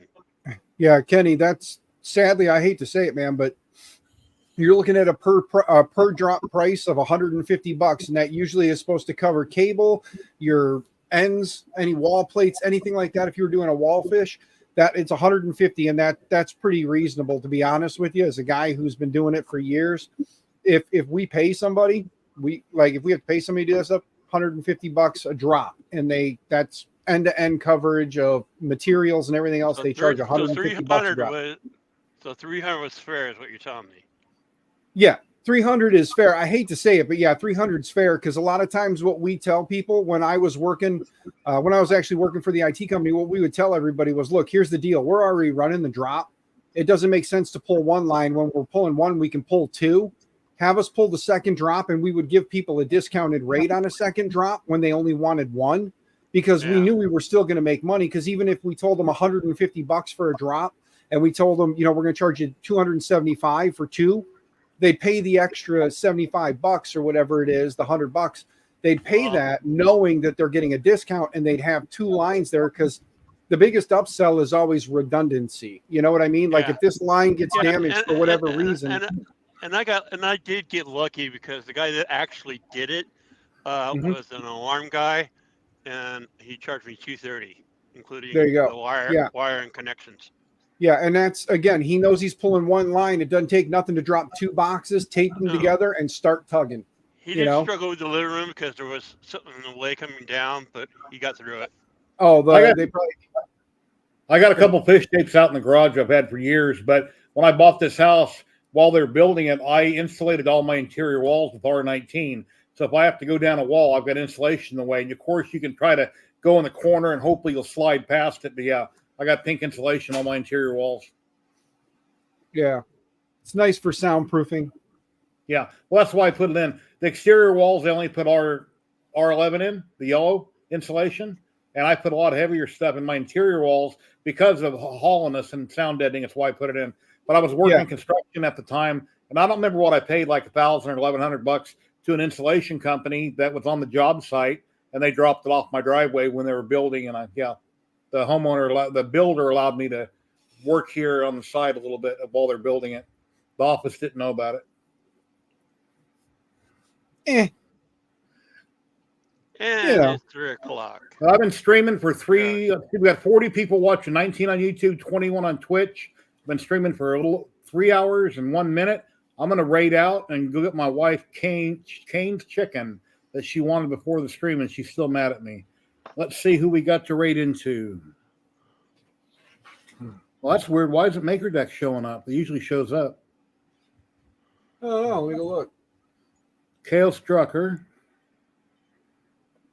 No, Maker Deck is there. Yeah, they got 43 people watching at the moment. Oh, there it is. And I typed it in. I found it. Okay, everybody watching on Twitch, I'm going to raid into Maker Deck. We got the raid started. And thank you very much for the biddies on Twitch and the donations on YouTube. I really appreciate it. We'll be back next week, same time, same bat channel. And here goes the raid on Twitch. Thank you, everybody. Have an awesome day. And everybody watching on YouTube, thank you very much. Have a great day. Thanks for all my guests here. I really appreciate it.